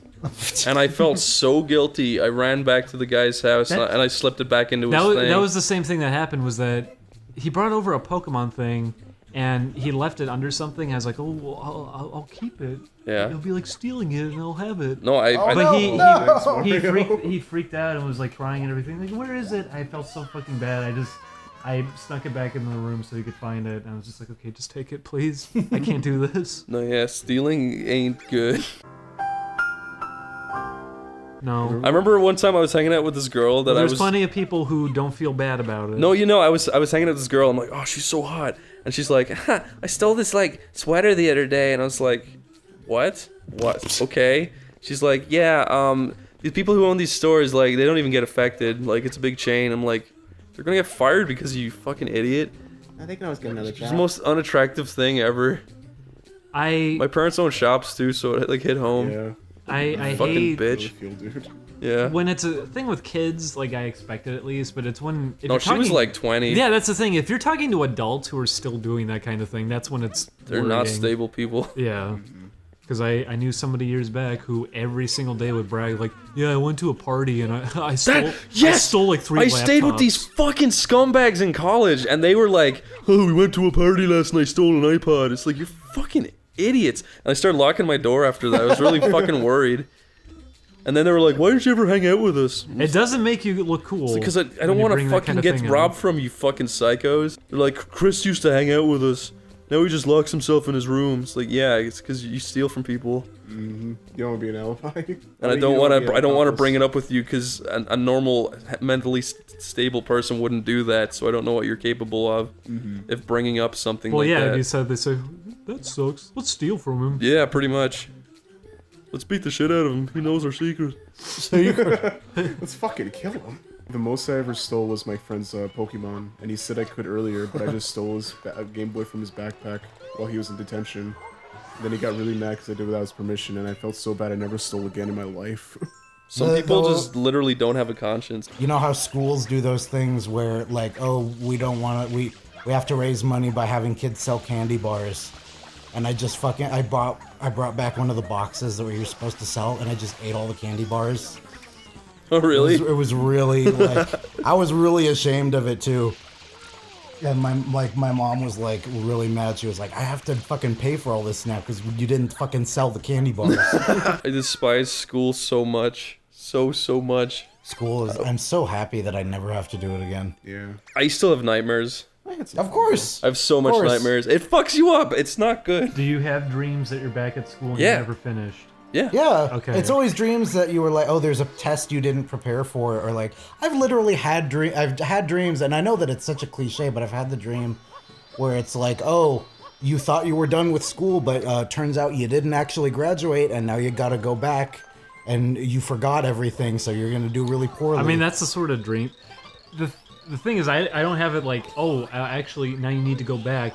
Usually what I have is like, oh, yeah, you never finished, and you're still waiting on this one thing, so you're like 26, and you're going back in, like, oh, haha, you still had one test you needed to do. Yeah. I had those ones where you like, I've been going to school this whole time, but I forgot everything, and I can't find my classes, and I have all these tests lined up, and I'm just like, I feel like an idiot. I think I'm the worst scared. one I had as a dream was that I was back in school again, and I had already repeated like 3 years already, and I was like 29 in the dream. I was older for some reason, and the idea was like, oh yeah, you're going to have to keep repeating for like 6 more years to make up all the classes that you hadn't taken before. Did I ever tell you about the nightmare moment I had in real life? Where it was so outlandish and crazy, it could have just been a nightmare that I would wake up from, but it was real. Tell us. Where I was walking downtown, and I came across this guy that I barely knew in school, and I used to just stop and say hello to everybody, just be nice.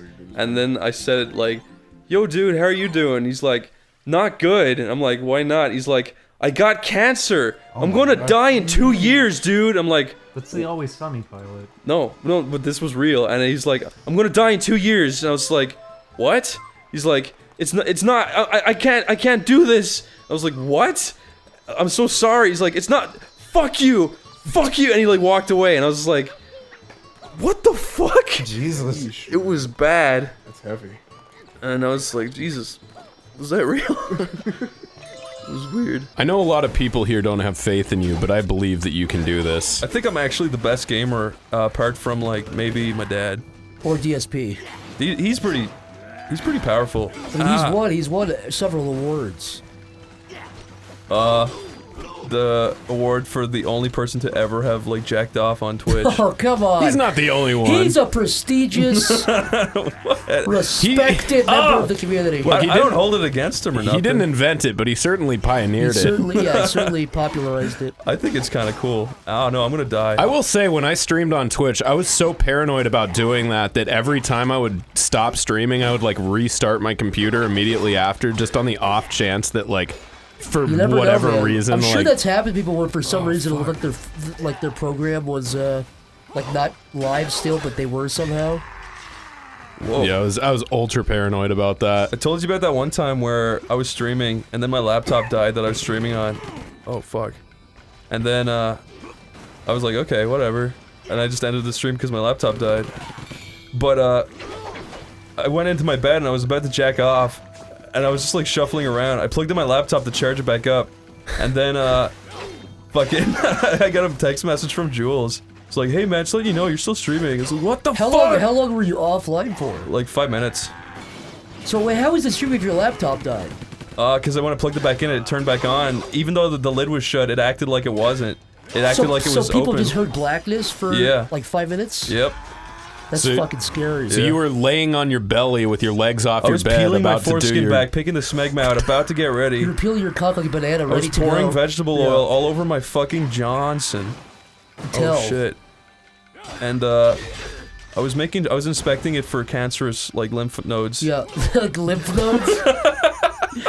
And then I suddenly love when the doctor checks into your penis pit for your lymph nodes. Yeah, thank God for Jules. I would have been the only other DSP ever. Thanks, Jules. Yeah, Jules is actually, I think we all have a story where Jules has stopped us from showing our penis publicly. Really? Can we show, like, can somebody go over that picture of Bill Clinton and JFK, or even, like, Trump and Reagan, and replace their heads with Jules and Chris? I can't help it if I'm bad at math. My math teacher was a retard. He used to walk around our school and hit people on the head with a hurl and laugh. Being bad at math is cyclical. If you have a math teacher that's bad at math, then you're bad at math. Yeah, it's He hard certainly to, it's didn't hard make to it fun to escape learn. the math. Dude, my math teacher was a drunkard. He literally was just like, do this, and then everyone just sit in silence. And You'd he say, wouldn't do "What? nothing. He would just like he'd put us on like a buck and be like, learn that, and then he'd just sit there, and then he'd be really miserable, and then he'd go downtown to like drink. During school hours? During lunch and come back up drunk. He came up drunk a lot. Julian, What? what did you get up to this week? What did we get up to this week? The fan fucking fell on our heads and crushed us both. How did that happen? It just happened. Tell me the whole story. Yeah, why don't you tell the whole story? Okay, I was sleeping and it was very nice. Were you weeping? And the couch is positioned right underneath the fan. Yeah. It's not right underneath the fan. It's. It probably might have hit you, but Julian, it's the blade clips the couch. You can play while you talk.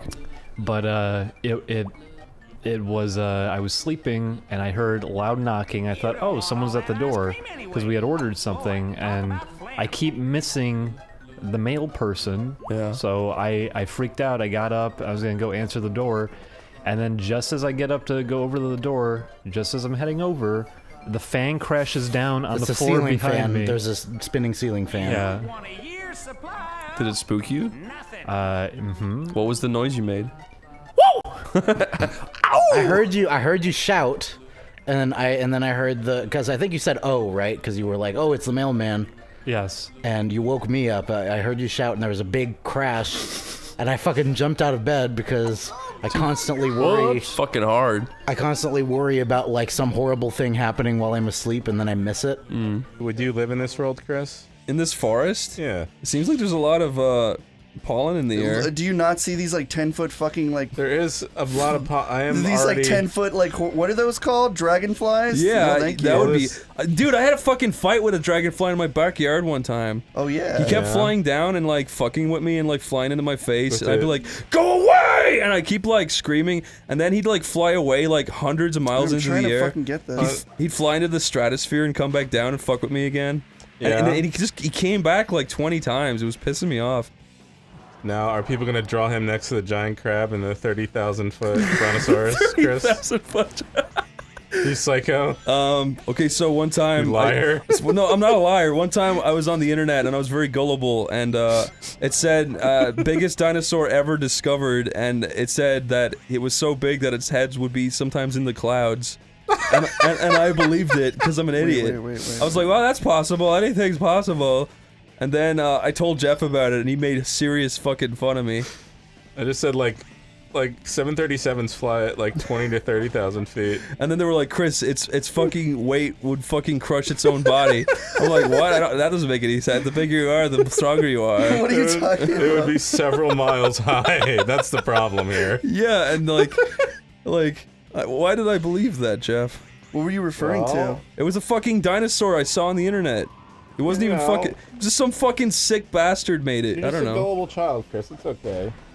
I was learning. You know what, Jeff? I didn't know anything back then. I know. Oh shit, there's no grind thing here. Jeff, you've been mean to me before. Like, I have.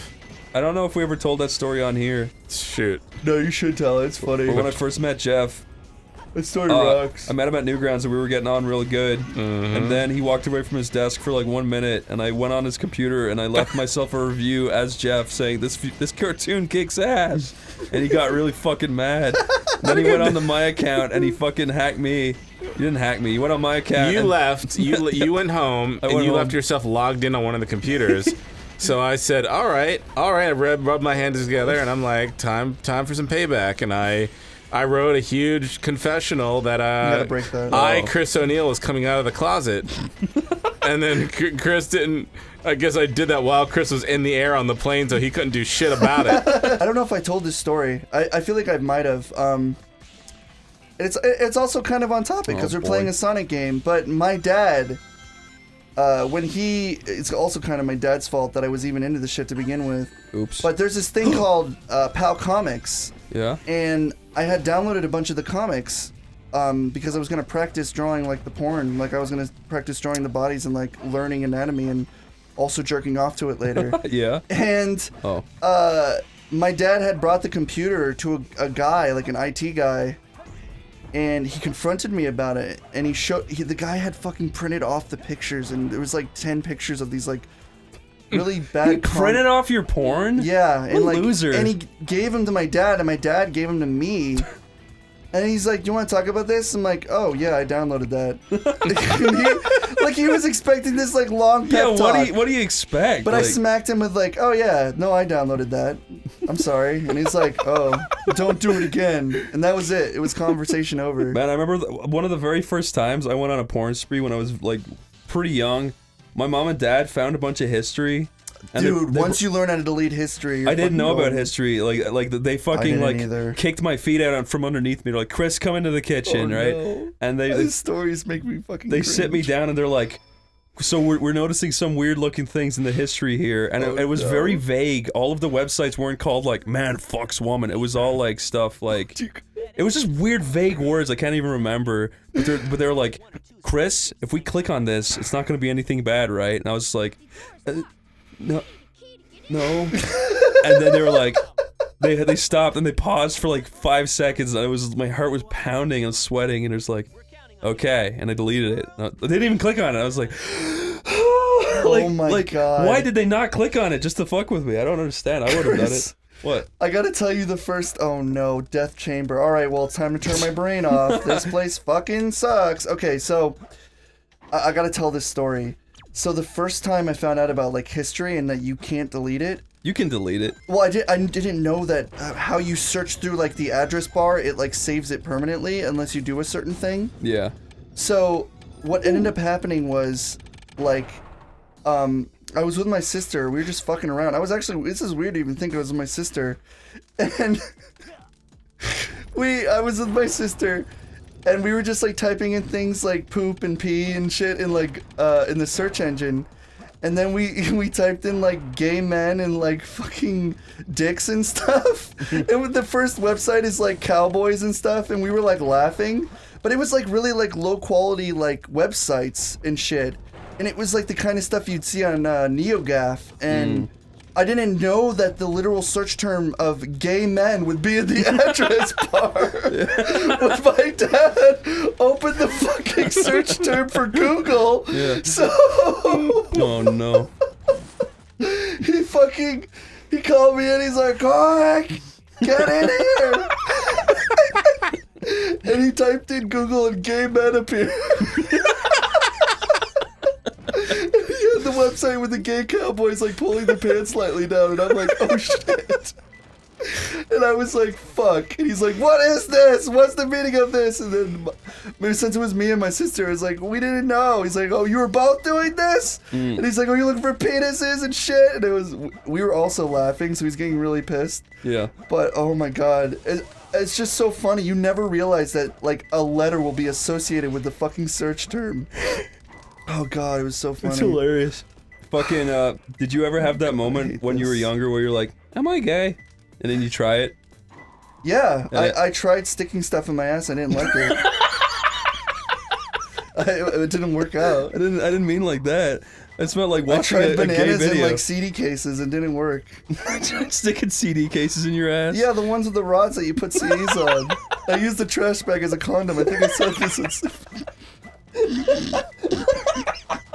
You know, you guys don't even understand. You guys are lucky. You didn't realize you guys actually had like a functioning internet as a child. Yeah, you're. Since I'm a million years old, I barely even had. I had a modem. I had to call up the phone line. Like no, Jeff. As a kid, I had a modem. I had a modem up until I was like 13. I guess like I don't know. I guess I was like curious about girls or whatever at a young age, and my dad was like, "Can I restart? This sucks." Yeah. We went to like, what was it, like Playboy.com, and it's like, I swear, it took like 5 minutes to load one fucking image.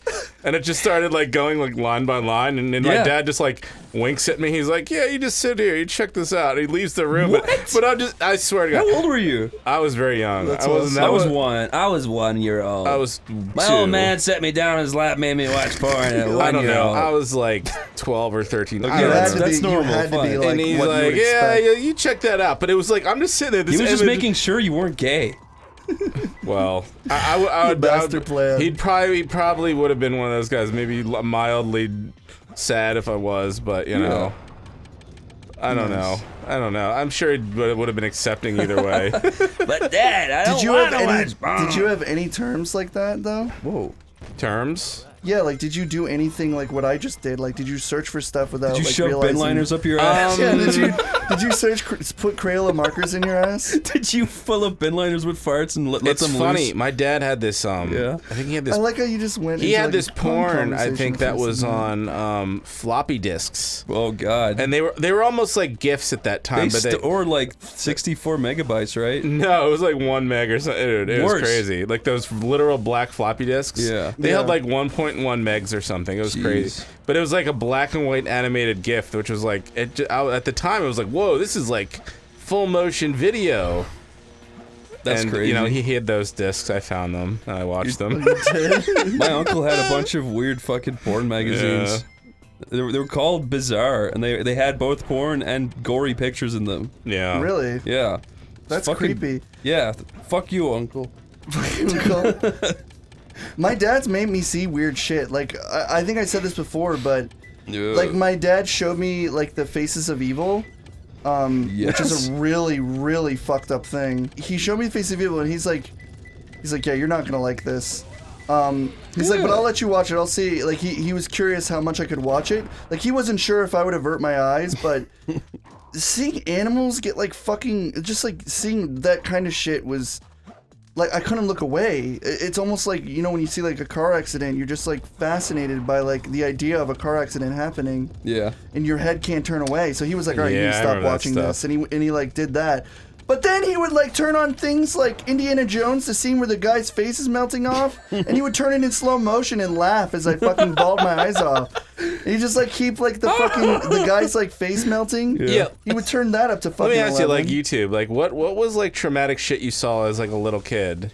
Traumatic shit? Wait, Yeah. not traumatic, but while we're still on the same subject. It could be movies or whatever. No, Go one ahead. time I was in the kitchen. The kitchen was where we used to always like hang out, do Yeah. homework, watch TV, Oh, I and all know. this other shit. And we'd always go in and have dinner. But one time my mom was making dinner, and I was just sitting there waiting for my dad to get home from work, and my sister was like in her room or whatever. So it's just me and my mom, and then my dad walks in.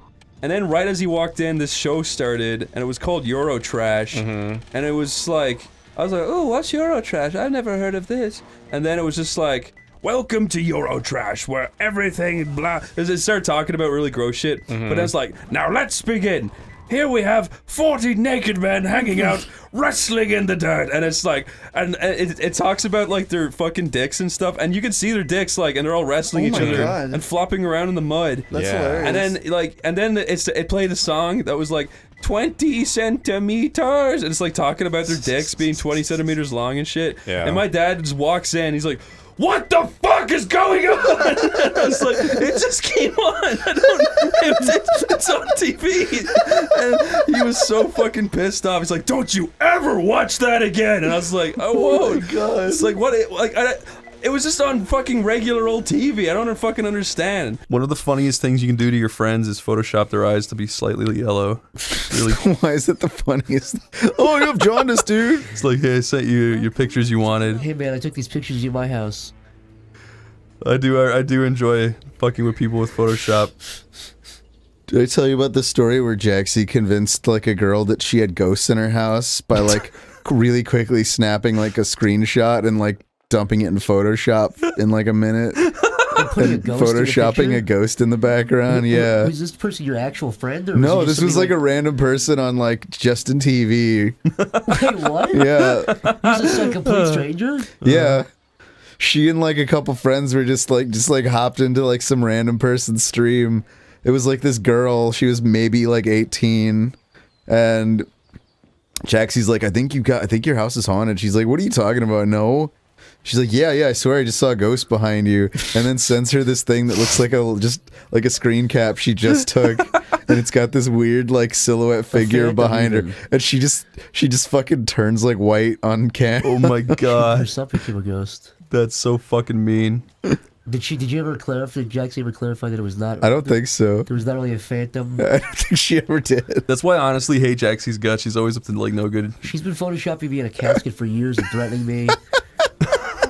She mailed me a pipe bomb. Luckily, it wasn't activating. Oh, you guys, that's all just her joking around. That's her way of saying she likes She you. threw a grenade at me, but luckily the handkerchief it was wrapped up inside of prevented it from going off. See, she didn't want to kill anybody. You know that's what really happened to George W. Bush? Really? Someone wrapped a hand grenade in a handkerchief and threw it at him? Yeah, because of the handkerchief, it didn't go off. That's true.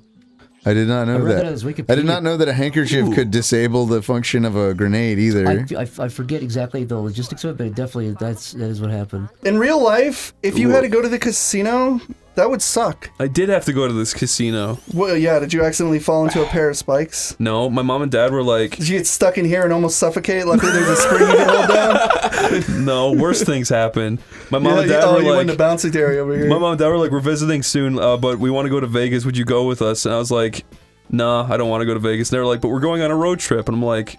Now I want to go. No, yeah, I was like, I do want to go on a road trip, but I hate Vegas. Dude, I don't like Vegas casinos. And they were like, okay, how about this? You just stay in the hotel and like watch TV or whatever, and then like after a day or two, we'll just go on the road trip. I'm like, fine. But then when it came to that point, they were like, they kept trying to make me go out and do shit in Vegas, even though I fucking hate it. And then one day, I got really like annoyed and just like walked back to the hotel, and then there was a bunch of like hookers and like scary dudes trying to like get me to do stuff, and they were like harassing me. Dude, You Las were Vegas is accosted by scary. Strumpet's Most Foul? There was this bunch of raggedy old fucking bitch prostitutes. Like, they were nasty, and they were like, hey, big tall guy, come over here. And I was like, no. And then like I was saying it out loud, like, stop. Chris. Yeah? Chris, What? when I went to Las Vegas, well, we were trying to pass time because Las Vegas is really expensive. It's funny, like everything there is like $40 more than it normally would be. I'm because sick of shitty places costing so much, like fucking I know. Disneyland. Dude, Disneyland was the biggest fucking piece of shit ever this year, and it cost so much money. But anyway, Yeah. go on. No. The same with Vegas. It's shit and it costs too much. Las Vegas is basically you go there because they know you're gonna at least make something back, so they Yeah. can like, cause you will. Like I made like $80 in like 20 minutes. You're so right. Everyone makes their money back at Vegas. But you have to know when to fold because like you're not going to be getting to the 100,000 unless you're a lunatic or you're lucky. But so when I went there, I was like, all right, $80. I've almost spent like $200 now, and it's only been one day. This is a bad sign. We were like, I want to pass time, so we looked around, and there was these guys who were like, hey, you want to have a good time? And he was like handing us cards, and I was like, yeah. And so I just walk around, and we went with John. So everybody who was there, I was just grabbing cards. People were like, you want to meet her? And I'm like, sure. I'm like, do you have any more of her? And I just kept grabbing cards, and like I had a huge stockpile of nudie girls who wanted to be banged and they would probably rob you. And then when we got back to the hotel room, we made a battling trading card game with the girls. Oh my god, I remember that. Yeah, like the breast size gave them like more strength, and like depending on what they did, they would have like better defense. Yeah, I remember it was that. really fun. Wait a minute. I'm in hell. I don't know how to get out of here. Wait. Yeah. What? Why does it look like Vegas? It's because we're in Vegas. Are you kidding me? What the fuck? But that was the funnest I had in Vegas when I wasn't getting ripped off. When you're fucking creating a card game out of hooker cards with fucking dead hookers that don't probably exist anymore. know They're you've hit using rock the same bottom. old art that they fucking stole. That didn't cost Corey a penny. See, if you know how to do Vegas right, it doesn't have to be expensive. Oh, this is a boss. That's cool. This boss is annoying if you get like in a loop, but if you can do this, yeah. He's gonna come in and go, hello, Sonic, do you want to meet some girls? Check out this bad one. He's handing Sonic cards and he's just collecting them. No! Oh, but Hey, homeboy, you know, dude, you those need a hooker bump. cards. You just see them on the side of the street as a kid, and you're like, yes, please, and you put them in your pocket. Yeah. And then your I dad would've. is like, why is your pocket so heavy? If I was a kid and some man in his like late 40s was like, hey, you want to have a good time? But I'm like 10 and he's handing me cards, I'm going to be like, whoa, free porn. Yeah, and I'm you're going to be like, collecting them like absolutely, crazy. I want to have a good fucking time. Are you kidding me? I'm going to be collecting them like crazy.